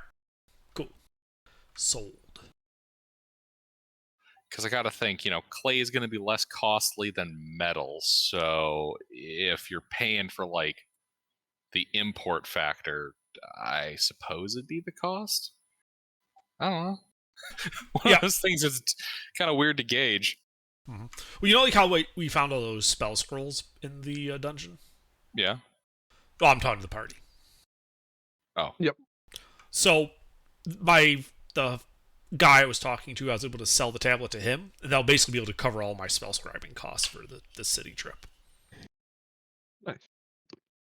So that way I don't eat all the party funds with just the spells. Full break even, no extra. I have some left over, but I want to save those as like scribing materials generic, so that should we need them in the field, I have them. You want any extra? Always. 100 gold extra, that should be perfect. All right, take 2, so I have an even number. 200, okay.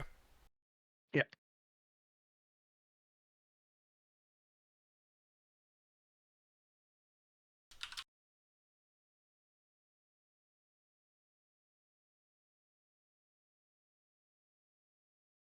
All right.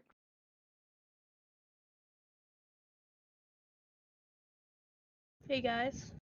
Mm-hmm. I want to thank you for letting me join you guys. I have to get off because my cat is continuously not coming out of under the bed. So I gotta camp out in my mother's room. Okay. It comes out. All right. So take cares. Yep. Have a good night. Have a good Have a night. good night.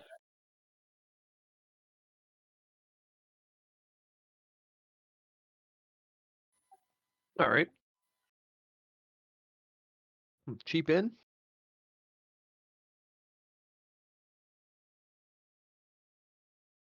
Yeah, we just find like a cheap in. Yeah, you guys are able to find like a adobe beehive shaped structure near the shoreline. Modest cost?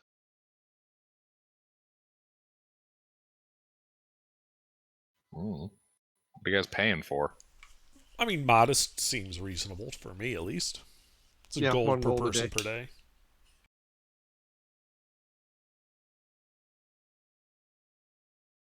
It's one level above poor.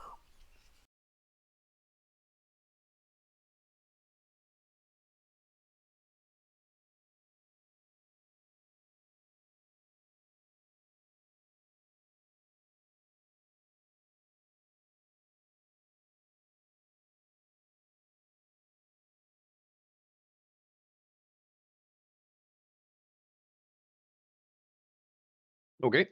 So product's been sold.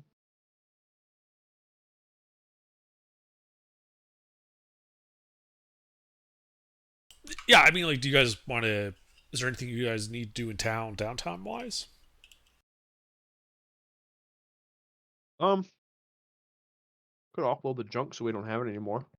Got enough money that we don't really need to fix it all up, especially with Hayes not being here most of the time to actually do the fixing. Sure, go ahead. I'm not very good at selling things, but if you want to offload all that bronze crap, go right ahead. Yeah, I was gonna just offload it at -2, then have so quarter price. That's correct, right, Gilbert? Yep. All right.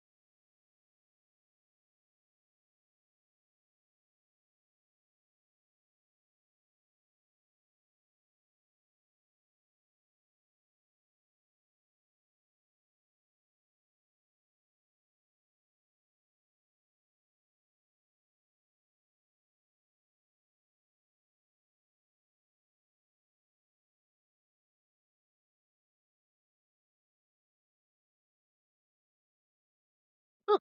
Nice even 80 gold. Neat. And a whole bunch of deleting squares.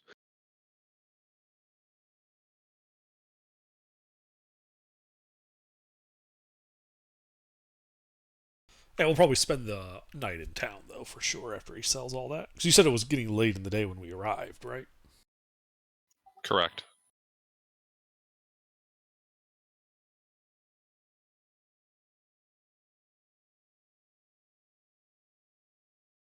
Okay.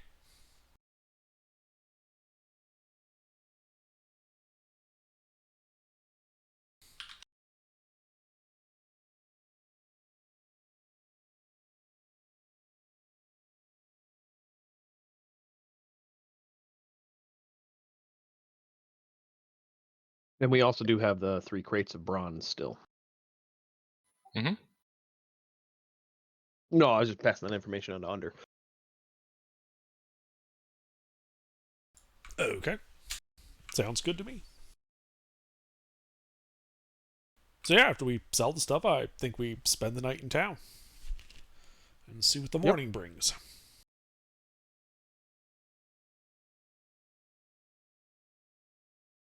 You know, it's nice not being exhausted. Too bad I couldn't do this while we're adventuring.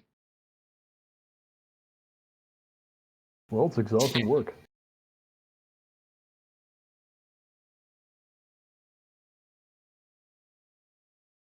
It is very draining.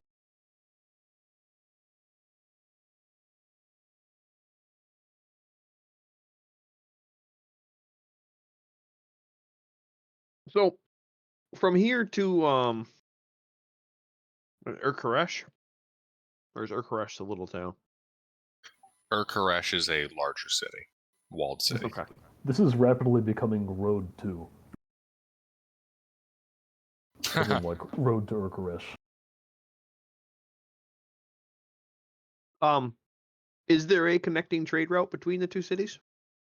There is a Okay. trail that'll take you through a smaller town, about a day's travel from Urkaresh, and then Urkaresh itself, which sits at the end of this fertile plain in contact with the coast. Yep. All right. Well, we probably head out then, I guess. Most people got business they want to conduct in town. Yeah, if anyone wants to buy anything, I'm gonna buy a couple more bottles of potion of healing. Everybody just throw 2 in your inventory. Okay, if we can afford it, sure. Oh yeah, it's not that painful yet.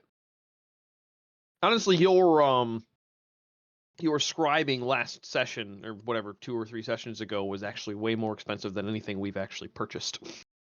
Yes. Which is why you've been noticing that this character's been paying attention to, like, you mean there are things in this dungeon that aren't nailed down? We are totally taking that all with us to sell. Yep.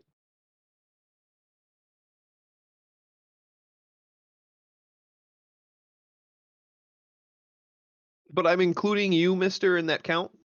I have a reminder in my notes for you when you're in front of your sheet if you're listening.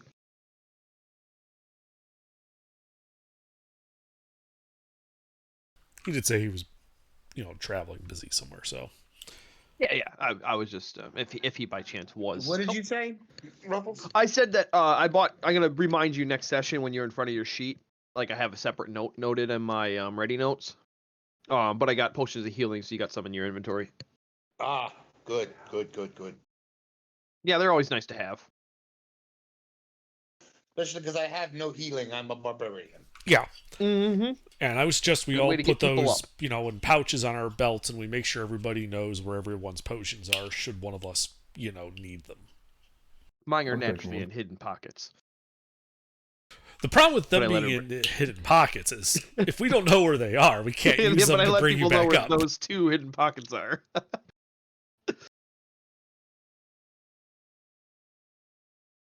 Intervin strongly considers buying a helmet just so we can strap them to the sides of the helmet, so they're easy for people to grab and feed to them. Put some straws in. Well, yeah, with all that, we're still sitting over 2,000. So.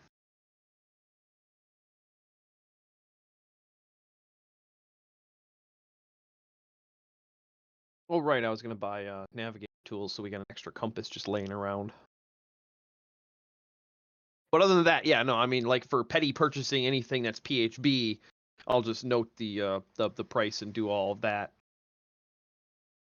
en route, so we can keep moving the story forward.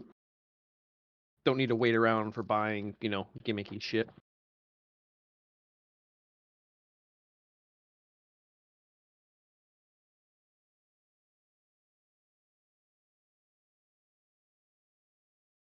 Yeah, Pete, now that you've made the mention of the road to Urkaresh, yeah, now I'm getting like early Baldur's Gate 1 vibes where it's called Baldur's Gate, but you can actually do most of the game outside the city.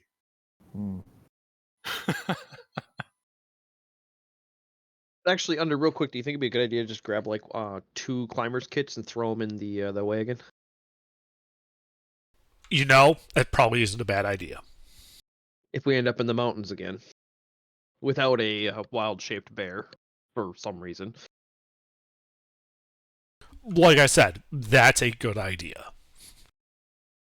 All right.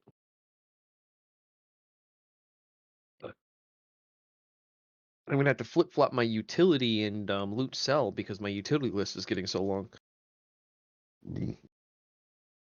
Yeah, I had block and tackle, 500 feet of rope, grappling hooks, all in the wagon. Right. Next time we're bringing the wagon into the dungeon with us.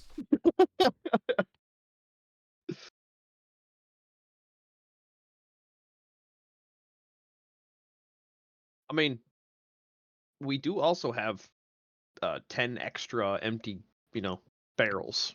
They're half barrels, 35 gallon. Figured they could come in handy. Maybe the barbarian could throw them at somebody. Yeah. They'll probably work better than throwing the wizard at them. Yeah. If we find ourselves at the top of some scaffolding with oil barrels all over this and a man wearing a red hat chasing us up the scaffolding.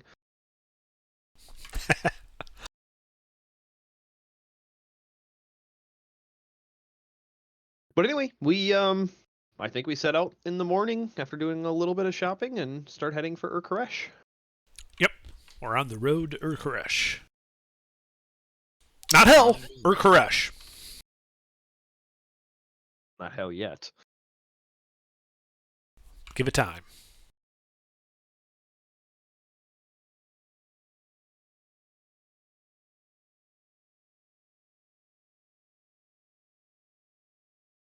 Alrighty, you guys begin traveling.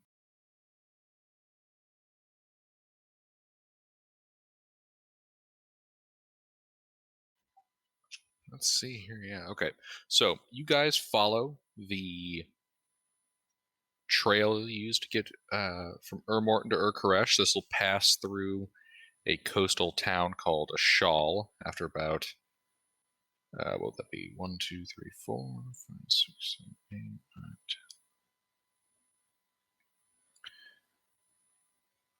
So let's see. 3 days would put you just outside of Ashal. 1 second. Let me get you the map. Is it cold? Do we need a shawl? Mm-hmm.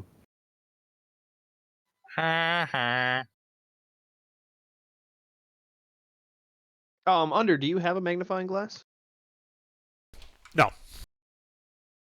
Is that something that we could have gotten in Morton? Gilbert? Sorry, you're busy. Yeah, it's a sufficiently large trade settlement. All right, something like that Intervene, would you be now have a available. magnifying glass. Woohoo! Polished glass.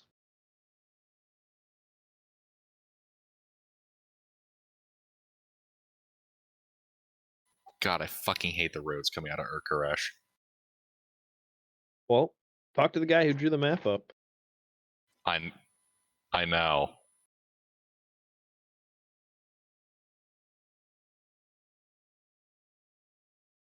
Ruffles. All right. But yeah, let's see what be happening as you travel.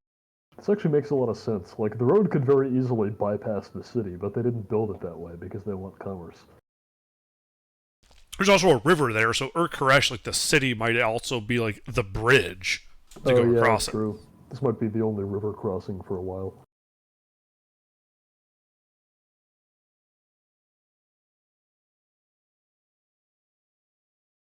Yeah, shit. Now that you mention it, yeah, it looks like like they could have just done a bypass. At the need of having to cross the river relatively close to an urban settlement. Well, I'm sure there's ferries all over the place, but in terms of, places where you can bring a wagon across, you're going to want to go to the city anyway. May as well put it there. Yes, yes.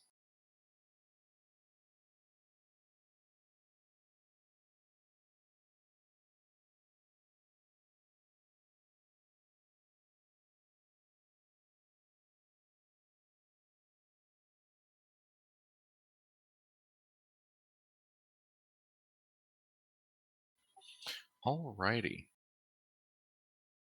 So you guys begin traveling through the grasslands, shrublands, and forests that separate Morton from Urkaresh. You guys doing anything particular on the travel, or just journeying?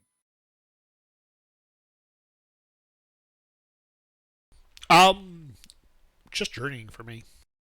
I mean, I got a passive of 21. If anything stands out, I'll mention it. But if nothing appears interesting, then yeah, just main goal, get to Urkaresh.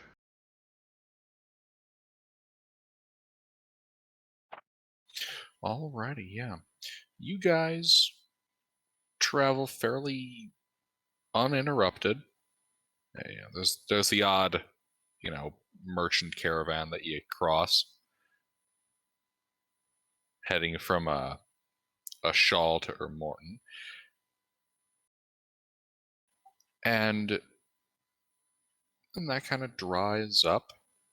And towards the end of the third day, as you kind of reach the end of your travel time, you're several miles outside of a Shawl, you can begin to smell smoke on the wind. Good smoke or bad smoke? How would you define the difference?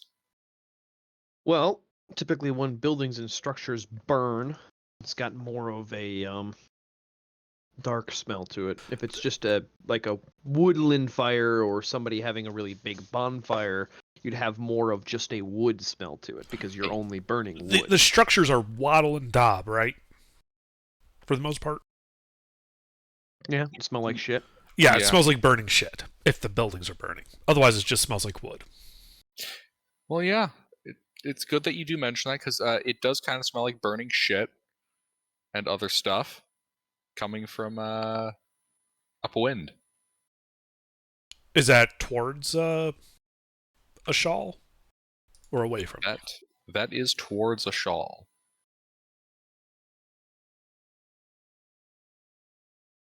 Well, is there...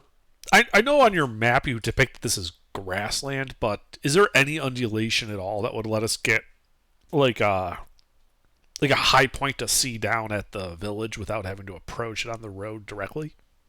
Oh, so the green tiles, yeah, they would be grassland, but I'm specifically using them for like arable land. Right. Like you will find in that space, but like that kind of green smear would have at least some level of human settlementation, even if it's not much. Okay. But what about elevation? As far as elevation, yeah, there's still some hills nearby. Yeah, It's still partly shrubland. the point is I want to get eyes on a Shawl from as far away as possible. Alrighty, give me a survival check to try to find the best hill. Am I navigating, guys? No, I can do it. Can I help in with my perception?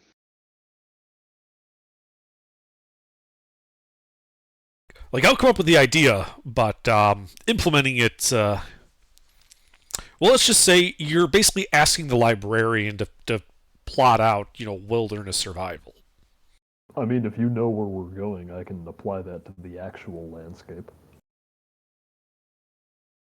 No, like, my character's smart to point out, maybe we should get eyes on it as far away as possible. But you're the person who would have to actually figure out which hill would be best for that. Okay, then I'll do it. Yeah, Gilbert didn't answer about my question, so. Oh, I missed your question. I asked if I could help Romaine with my perception. Yes. Help me find a hill. Yep. Look for the tallest one. You're a human, right? Dwarf. What A do really your tall one. What do your dwarf eyes see? He's shorter, so he's better at picking out tall things. Exactly. I just hold my hand out and put my thumb up, and I can tell you which one's taller. Mm-hmm. Natural ruler. Let's see. All right, yeah, 17. You guys are able to spot a hill with it looks like a small kind of dying tree on it. Climb up that a little bit, you'd probably get a good line of sight. Then we shall.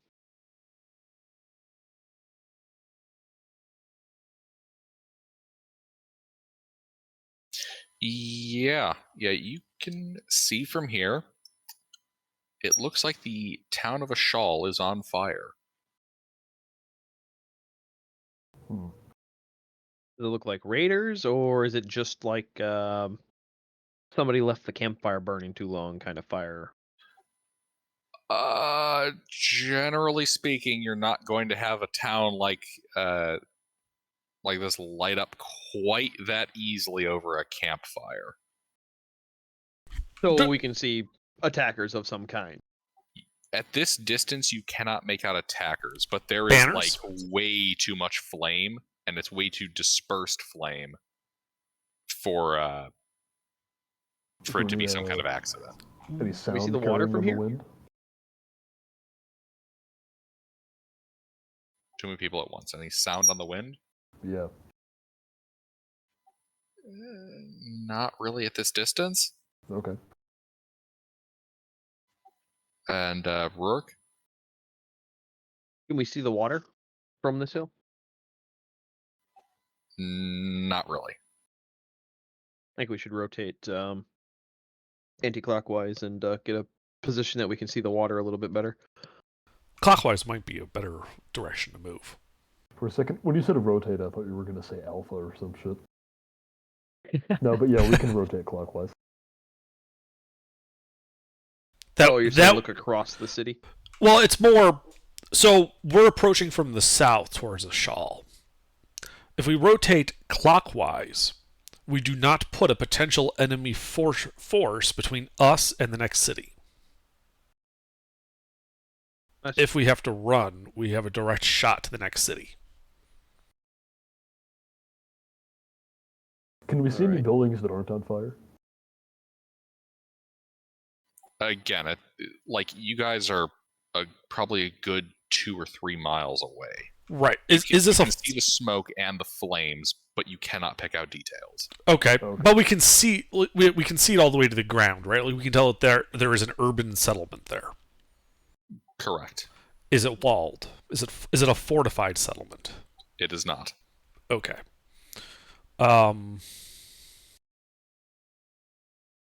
Politically speaking, is there a war going on? Like, we probably would have heard rumblings of that when we were staying at the inn in the last city. Mm-hmm. There is no official wars going on. Unofficially, though, a number of the God King Akkad-Ur's heirs and vassals have begun feuding since his passing about 3 years ago. Are we still near the road, or have we left the road? You guys are still relatively near the road. Okay. While we're near the road, does it look like a large number of people or horses has passed by here recently? Give me a survival check. Certainly. Anybody want to spread out and look for hoof or footprints? I do have a magnifying glass that would probably assist with this. There we go. Yes, there seem to be clues here. Yep, I put on my deerskin cap. Starts glowing. It's like pick up a handful of gravel and eat it. Still fresh.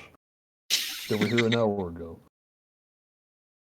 I'm also proficient in survival, so I can also offer assistance. But the magnifying glass seems. Oh man. Saturday night, what is survival? Monday night, we all took it.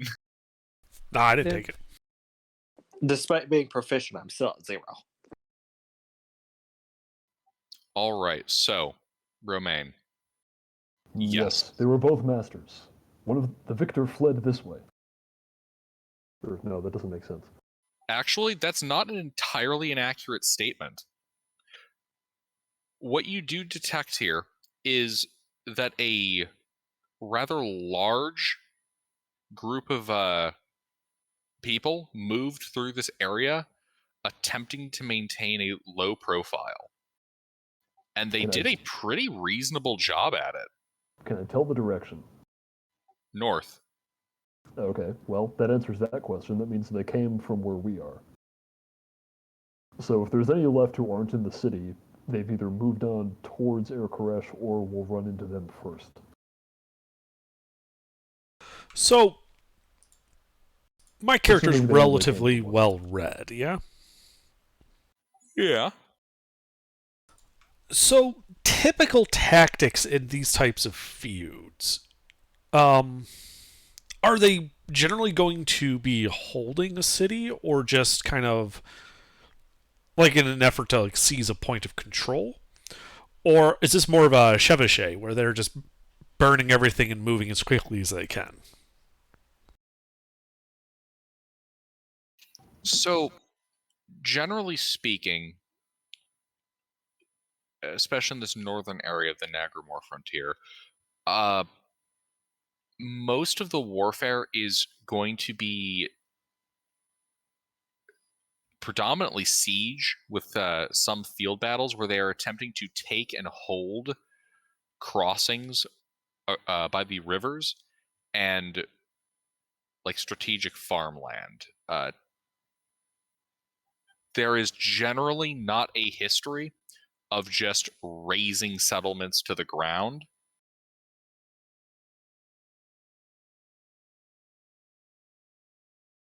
Okay. So if you wanted to take a big walled city, you wouldn't say pillage the countryside, burn down all the crops to force them back into the city and stage a siege. Try to starve them out. Generally speaking, that is avoided in this area due to the rather capricious whims of the rivers here. It is most besieging armies will attempt to secure any food stores rather than burn it in the event that their own farmland suffers a drought or a flood. Interesting. They're looking to seize the food, not burn it. They'll use military force to drive them into the city, but then they'll surround it and use the unpillaged countryside as their own local supply center. Correct. Which So is not just which is why I was leave it asking there. about, because this city's on fire, which implies that they put it to the torch for some reason. Is this actually a city or just a village? This would be a large village. A shawl is home to about 4,000 people. A town, if you will. Yeah. Well, there probably isn't much for us in the city. In this town. We might want to just give it a pass, cut across the countryside, and reconnect up with the road to the north, and head directly to Koresh. Well, you don't think we should at least get a little closer to grab some intel first? Nobody's paying us to. Nobody's paying us yet. I mean, for all we know, we might be the only people who make it out of this. We could be the first people to get there and bring word of whatever's happening here. I mean, the fact that we could probably sell the intel, because it'll probably have value, kind of makes me want to do it. All right. Sure, let's get closer. Let's try and be sneaky about it, though. We don't want an entire, especially the cavalry, we don't want them coming down on us en masse. No. I can move out separate. Oh, Like a- actually, since you mentioned cavalry, I will mention this given your familiarity with the region. So, cavalry wings of military formations do exist in this area, but they don't really take the typical form of like light cavalry archery or cataphracts. Cavalry is typically going to be used either with charioteers or as communication. They don't typically use cavalry as a direct military asset. Okay, good to know. I still would like to avoid having to face an entire army by ourselves. Oh yeah, absolutely. I figured I'd mention that. You don't need to worry about like 500 fucking Mongolian horse archers arrow spamming you. That was one concern. The other concern is even if it was just a dozen or so, they could harass us all the time. Yeah, that'd be close to what you'd get. You'd have like a couple dozen chariots going by with like javelins or bows, or ferrying in like some kind of champion for an honor duel, that type of shit.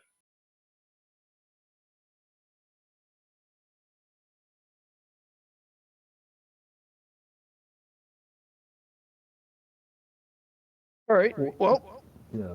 I was break gonna away from the say- party and start moving close. So I Being was going to say stealthy this in is my approach. a battle, so I could just turn into a wolf or something. Yeah, you could scout ahead of me even. Mm.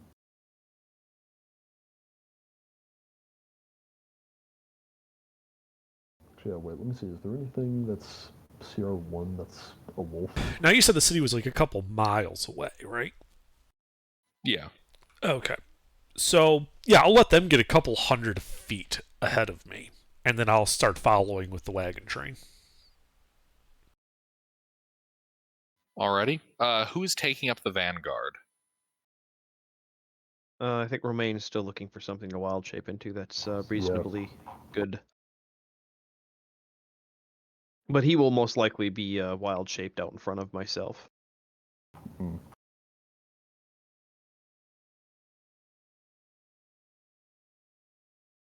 Well, if an animal fails a stealth roll, it's less suspicious Oh, than here we go, dire know. wolf.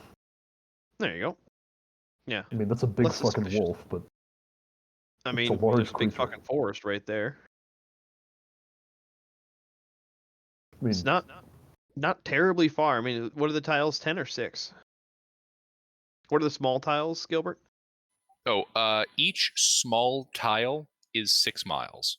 Okay, yeah, so it's only 12 miles to those woods. do I think I would stand out horribly if I were to turn into a really big, like, dog? I mean,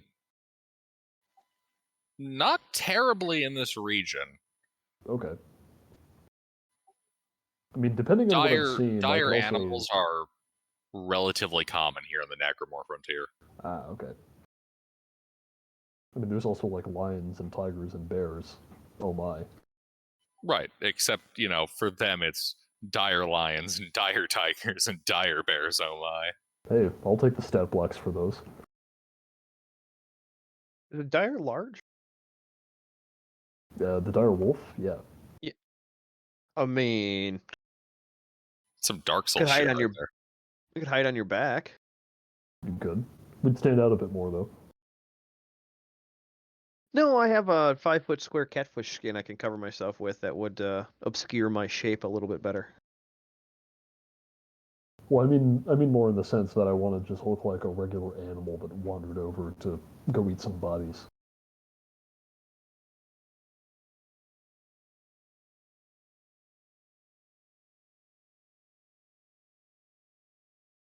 But I mean, if you think you could hide on my back while I'm moving around while being completely concealed, Yeah, I've got 5 pounds of catfish skin from the giant catfish I can cover myself with. That'll probably match your fur a little bit better than just my body. I can use the catfish skin as camo. yeah, but If that makes sense. you're still what, a medium creature? Yeah, you're Yeah, right. you're gonna make a big lump on there. Maybe you had cancer. Oh no. Just hug from the bottom. Yeah, there you go. You can make me look pregnant. All right, then we'll just do Vanguard. You separate from me. 100. I mean, reasonable visibility. Plus, you probably have a ridiculous movement speed, so 200 feet probably is fine. Oh, yeah, wait, let me see. What do I have in that form? Oh yeah, 50. Yeah. So dashing, you go 100 around. Mm. All right. So yeah, he's 200 feet in front of me. I'm 400 or 500 feet in front of Intervin with the wagons. Yep, I'm gonna be moving pretty quick because I'm on a time limit once I do that. Well, I figured we'd get a little closer, like maybe a mile, and then do all of Yeah. this. Yeah, and then do that. Yeah, then we're not wasting, your wild shape time. Yeah, unfortunately, I'm only 'Cause we- Druid 3, which means I only get an hour in wild shape. Yeah. Alrighty, so you guys progress closer to the city. What do you guys are about, like a mile Roughly, outside the city. Yeah, you can see it here, the surrounding farmlands. You guys are, I assume, up on a hill. You guys seem to like hills. naturally. All right, yeah, you guys are up on the hill. You can see that most of the settlement is on fire, save for the odd couple of buildings. And you can see what looks to be a couple of rather shoddily set up like perimeter screens around the settlement. Looks like they're composed of archers. Occasionally, one of them will fire a volley of arrows towards the settlement, but looks like they're mostly just making a perimeter. They're not watching the south of the city. They're probably watching to the north a little bit heavier. I mean, Well, honestly, with your perception, yeah, they're barely watching the south at all. Almost all their attention is directed north to the city. Now that I'm closer and I'm a canine, can I hear anything?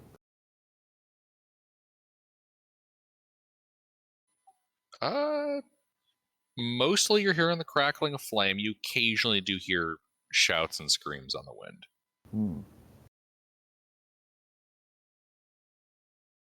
Well, I'd ask if I recognize any, like, heraldry, if they have any, but my character probably wouldn't recognize that kind of thing. I mean, you'd say that, but I suppose you'd also notice that they have no heraldry to recognize. Yeah, that's the other half of my question. Okay, well, do I see any people? How are they dressed? Yeah, the perimeter groups of archers appear to be dressed in either like regular clothing. For this region, that would be like traveling sandals, long tunic, and then usually some kind of like hood in order to keep the sun off of them. There are a few of them interspersed in here that look like they have some kind of linen armor. They're all using short bows and long bows by the looks of it. Okay, well, they're pretty lightly armored. I'll try to take note of that. I'm mostly looking for things that might clue me or somebody else in as to where they're from.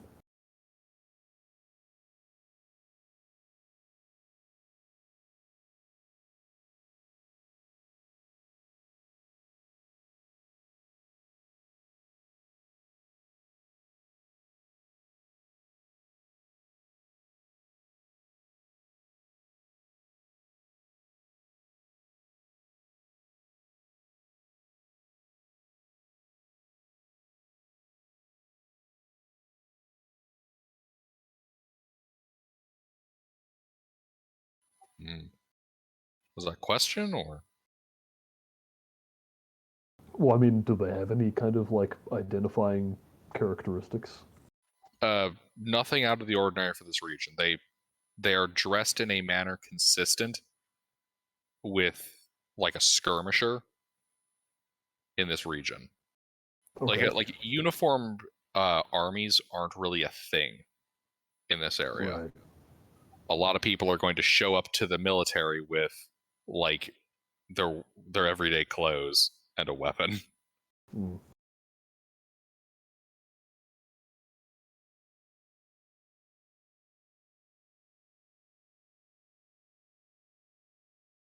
Man, pre-modern warfare is confusing.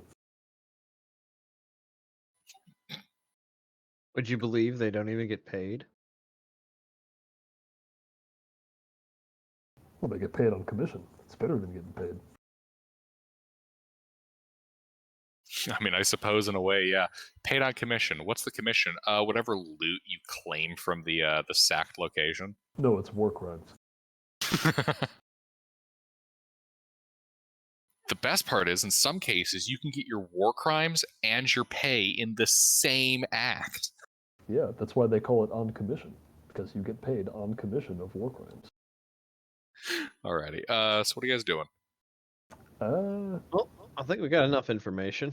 Yeah, or all the information there is to get. So it seems like they're from somewhere nearby.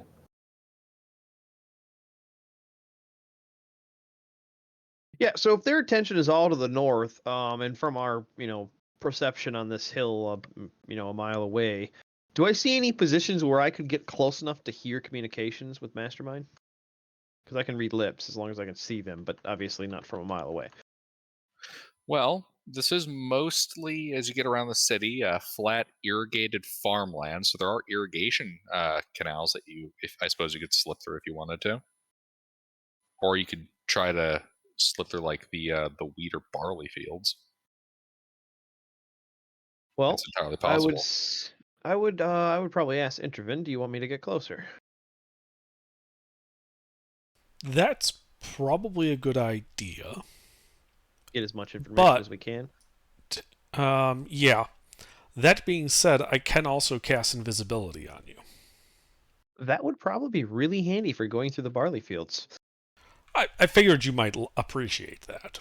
And so I shall cast invisibility on him. And I begin moving closer. It lasts an hour. Okay.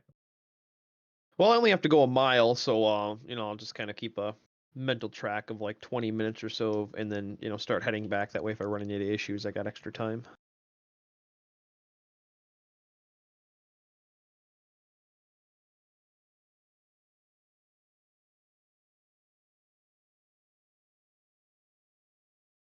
So yes, being invisible, I'd like to move at a reasonable pace, as close as I can, and then start flanking off into the barley fields to get a position on the archers to be able to hear communications from them. And again, I've got observant, so I can actually read lips. All right. Yeah. Yeah. You're sneaking through the barley fields.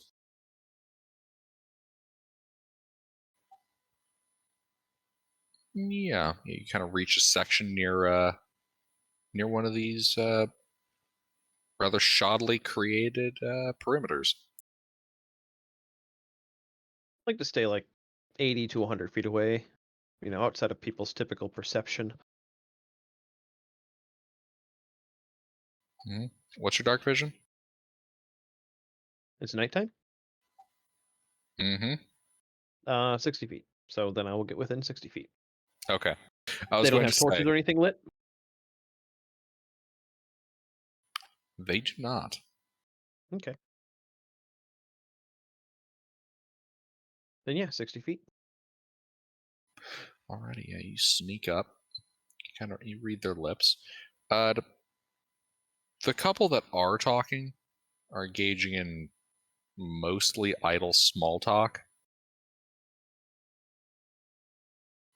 How much, what do you think our cut's going to be? That sort of stuff.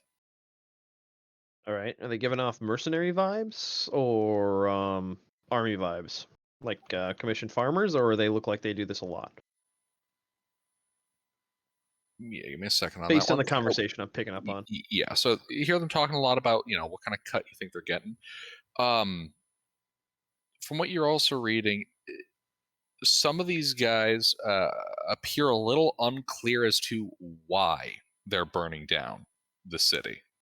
Ah, okay. I So mean, they're more cool likely, with it because they're apparently getting quite a big cut, but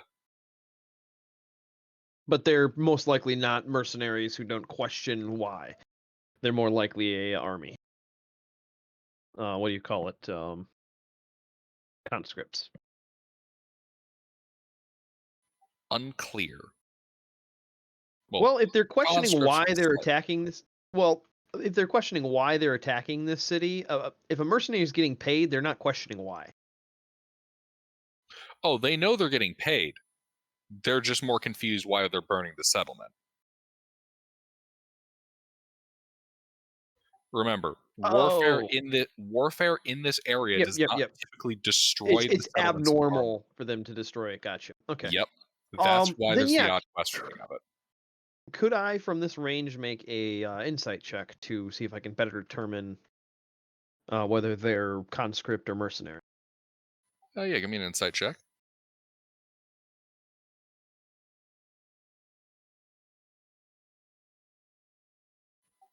Given the overall disposition of this these skirmishers, they do appear better equipped than what would typically be expected of a levy in this area. They are far more likely to be mercenary. That's the word I was thinking of. But yes, okay. So yeah, I that's what I was kind of leaning towards. Is they're more likely to be mercenaries. But then you said they're questioning why they're burning down the city. That made me lean back towards conscript. Yeah, There's levy. different perspectives due to like rules of The war time, and whatnot. Yeah. Yeah. Scorched Earth wasn't invented until the Civil War. No, I'm kidding. But not it quite. existed before that. I was just making the joke because it happened a It lot. also existed Civil in the War. Bronze Age. It's just for this actual like area, it's just not part of how their warfare typically works. Yep, it goes against their set standard. Gotcha. Okay, so more than likely mercenaries. So at 60 feet, and at the edge of my dark vision, can I make out any insignias on their outfits? You said they're better equipped, so therefore they're probably wearing a reasonable set of armor, not just cloth on their back. Oh no, it's still mostly cloth. Okay, but they just have nicer weapons. Yes. Their equipment appears to be like the short bows they're using are like they wouldn't be the kind of like a bow that you'd find most hunters using. Like this is definitely more specialized equipment. More military grade, so to speak. I suppose that'd be the way I think of it. Yeah. All right. Is there any group that seems a little bit more isolated than the others? Yeah, kind of all of them. None of them are really. Oh, they're set far up enough from each other that they can't see each other. Yeah, there's a reason I said it was a shoddy perimeter. Okay. Are they equal numbers in each group? Yeah, about 10 apiece. Oh. All right. I'll just guess. Let's go with the closest one. Are there any weapons laying about? Any of these short bows that are a little bit nicer than a hunter's weapon laying about? Do they have extras? No. It appears to be a bow per soldier. Do they have extra arrows laying around? Yes, you do see a couple of quivers. Okay. Where is the most isolated bundle of quivers? Like from my position in this group that I'm looking at, is there like a one that's kind of like off to the side, sort of that I could easily grab without drawing too much attention to myself, even though I'm invisible? Not really. The quivers are on the ground, but they are close to the archers. It looks like it's meant so they can easily draw from it and shoot. Okay. Well, that rules that out. So there's no extra quivers in the back. Like they have all of them by them. There's no spares. Correct. All right.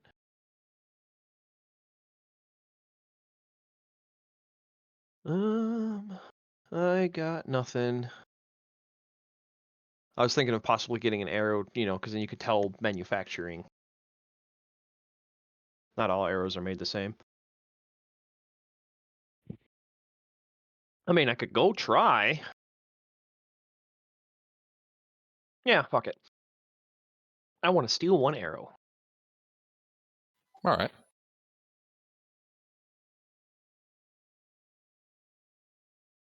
And like you said, they're paying more attention to the city, so they're not looking behind them as expecting an invisible rogue to steal an arrow.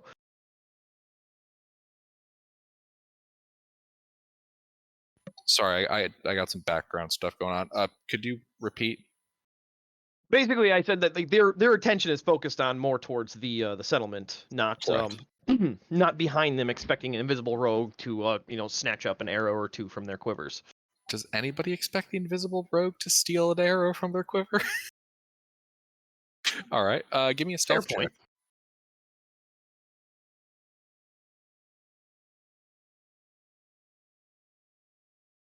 Well, shit. Yeah, well, that's why you can only recover half of your ammunition after each battle. There's an invisible rogue stealing it all.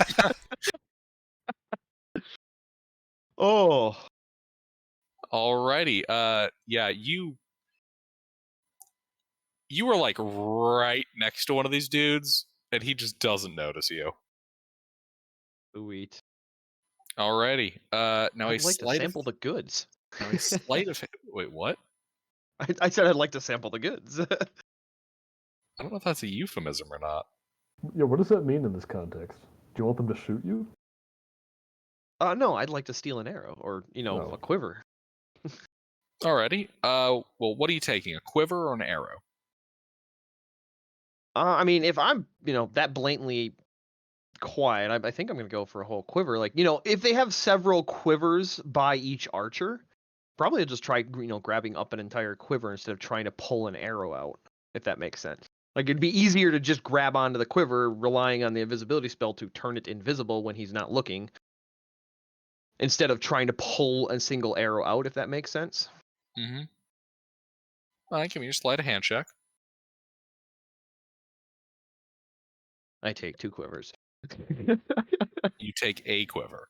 Yeah, I know. I know. I was just those rolls though.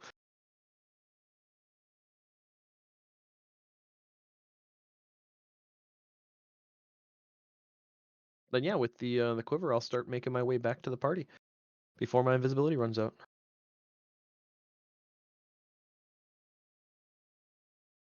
Alrighty. Yeah, you slip off. At the very, very faintest edge of your hearing, you think you hear, "Where the fuck might quiver go?" You I guys giggle. seen it? Must have just been the wind.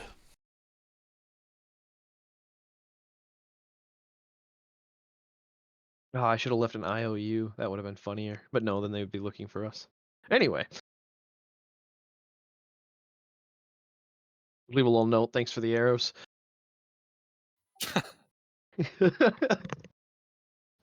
Really leave them confused and worried. But I do not. I head back to the party with my prize. Alrighty.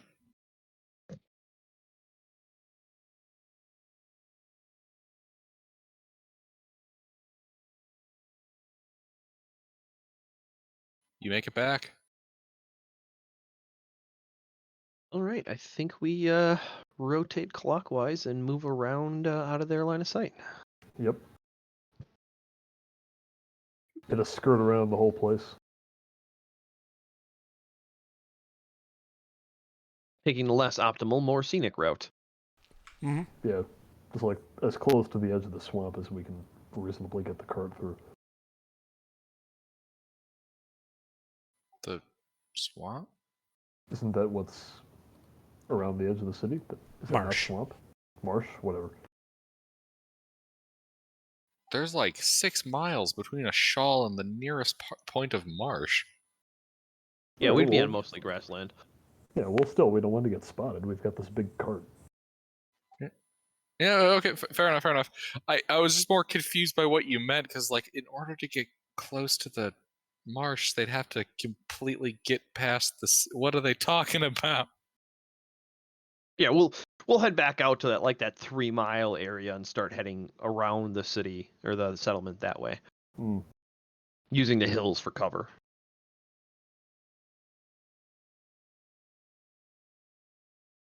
I mean, between you and Kitten, you probably could figure out which hills would best break our line of sight. Yeah, sure. We'll take the long route and try to get towards Urkeresh without getting spotted. And I give the quiver of arrows to Indervin, because he is more local than I am. Okay. Using my magnifying glass and these arrows, I go all CSI Bronze Age on them to determine their origin. CSI Bronze Age. All right, give me a history check.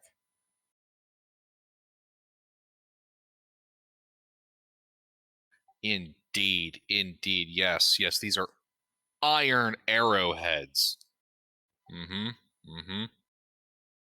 They're pretty standard for an arrowhead. Oh, yes? I was about to ask, like, are there any flourishes or like there were different styles of metallic arrowheads that were particular to certain regions and even certain polities. Yep. Typically, the broadhead themselves were manufactured differently. Like you could tell an arrow's origin just based on the Right. tip of the arrow. That's if it even is a broadhead. Well, broadhead, armor piercing, all of those they're manufactured differently in each region. Hmm. Yeah, are they broadheads or are they more of a field point? I am having to look up the precise terminology. One moment.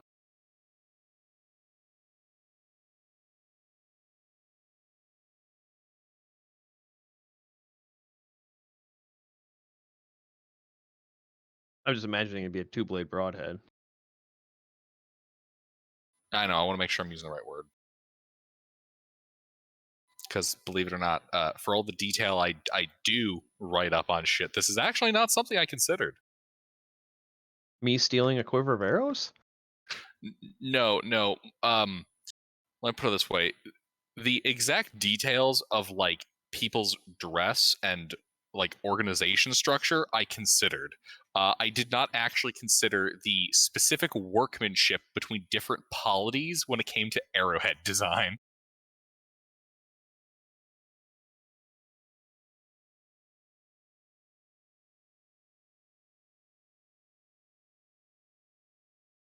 Yeah, I'm gonna go with a leaf-shaped broadhead. Okay. Thanks a And lot. what would I know about where those are typically made? So, given the leaf-shaped broadhead and the rather distinct feathers that are used, it looks like these were manufactured towards one of the northern cities in this region, Urlashala.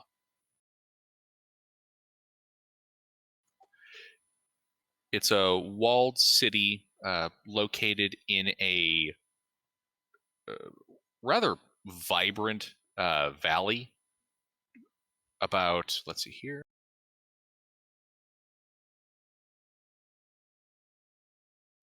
about a week's travel.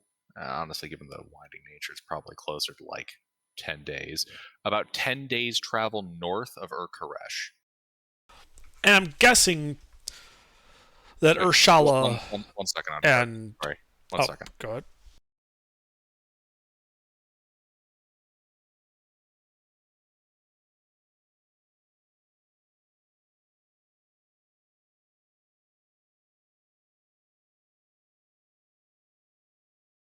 Anyway, can I assume that we make it around the city of Ashel or the town of Ashel? Uh, hold on, a second for that. Wait, what, why? What?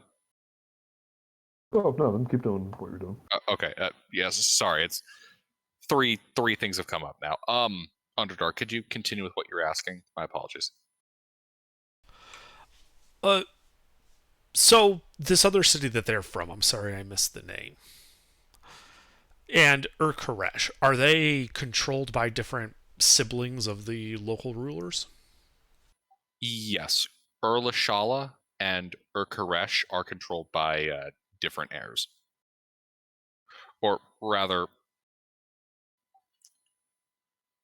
Urkaresh is specifically run by one of Akkad Ur's living viziers, where Urlashala is run by one of his offspring.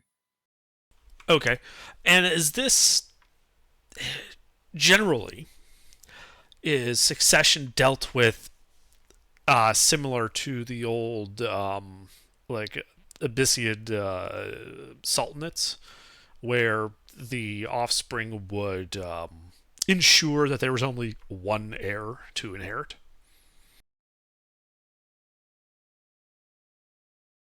Effectively, yeah. Okay. So what we're looking at is an heir attempting to seize and consolidate power. Sounds The pretty beginnings reasonable. of that, at least. The city we left before we came here, whose domain is that in? Morton is, practically speaking, no longer part of any of the domains. Okay. It More of a free city.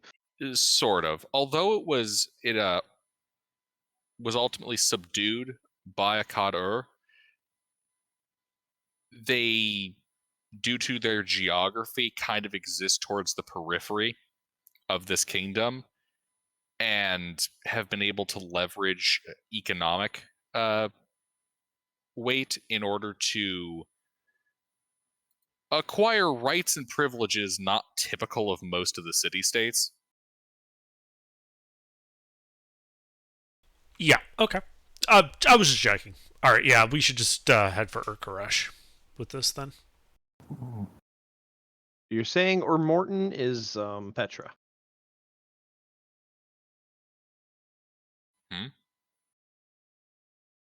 Trade hub. They maintain their independence because of their location and, their value to the trade system of the entire Middle East. Yeah, sort of.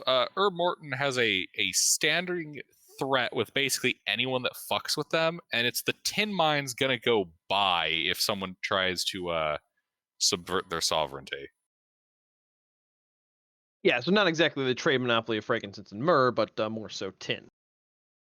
Yeah, it's kind of a useful material given that these are Bronze Age people. And yet here we hold iron arrows. Mm-hmm. That would stand out as odd, wouldn't it? It would. So, I love that I could just put these details in and never need to worry about if I'm being too ham-fisted or not. between Introven and I, would we be able to figure out where the iron could possibly be coming from in the locale? Like where would this city a week north of Urkaresh be getting iron? With a rough idea of the trade of the area. We lost Pete. We did lose Pete. Indeed. That is a good question. Give me a history check. All right. I'm guessing Rurik can help me with that. Yeah.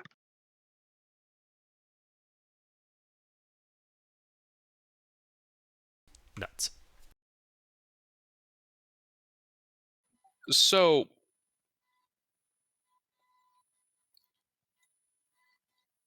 it's really hard to say. Iron weaponry exists in this area, but predominantly as a, I don't quite want to say invasive species, but it's transplanted here from outsiders. Like Yeah, a that adventurer was will the come over question from I was across the asking. desert, die, and then some iron scale mail or an axe would enter the weapon Yep. ecosystem here. You said that the arrows were manufactured in this city, thus far they were done by their smiths, so the iron was worked there. I said it was in their style. Yeah. That's what I mean. Like it was similar workmanship to their equivalent of bronze arrows, but it was done in iron. So that means their smiths have access to iron through trade or some other manner. It's not just a suit of scale mail showing up in the city and being turned into arrows. They wouldn't waste that on a settlement. Mm-hmm. That was my primary question. So they have a outside trade partner that's supplying them with iron.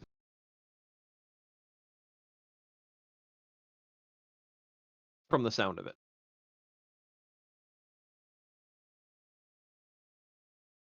Oh, we should get to Urkeresh. Yeah.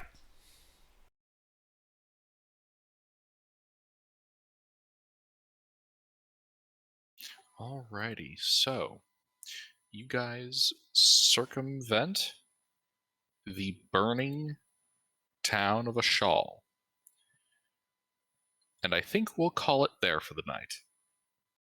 Okay. It's early. But Yeah, all it's early, but look at what the number of It's- people we have.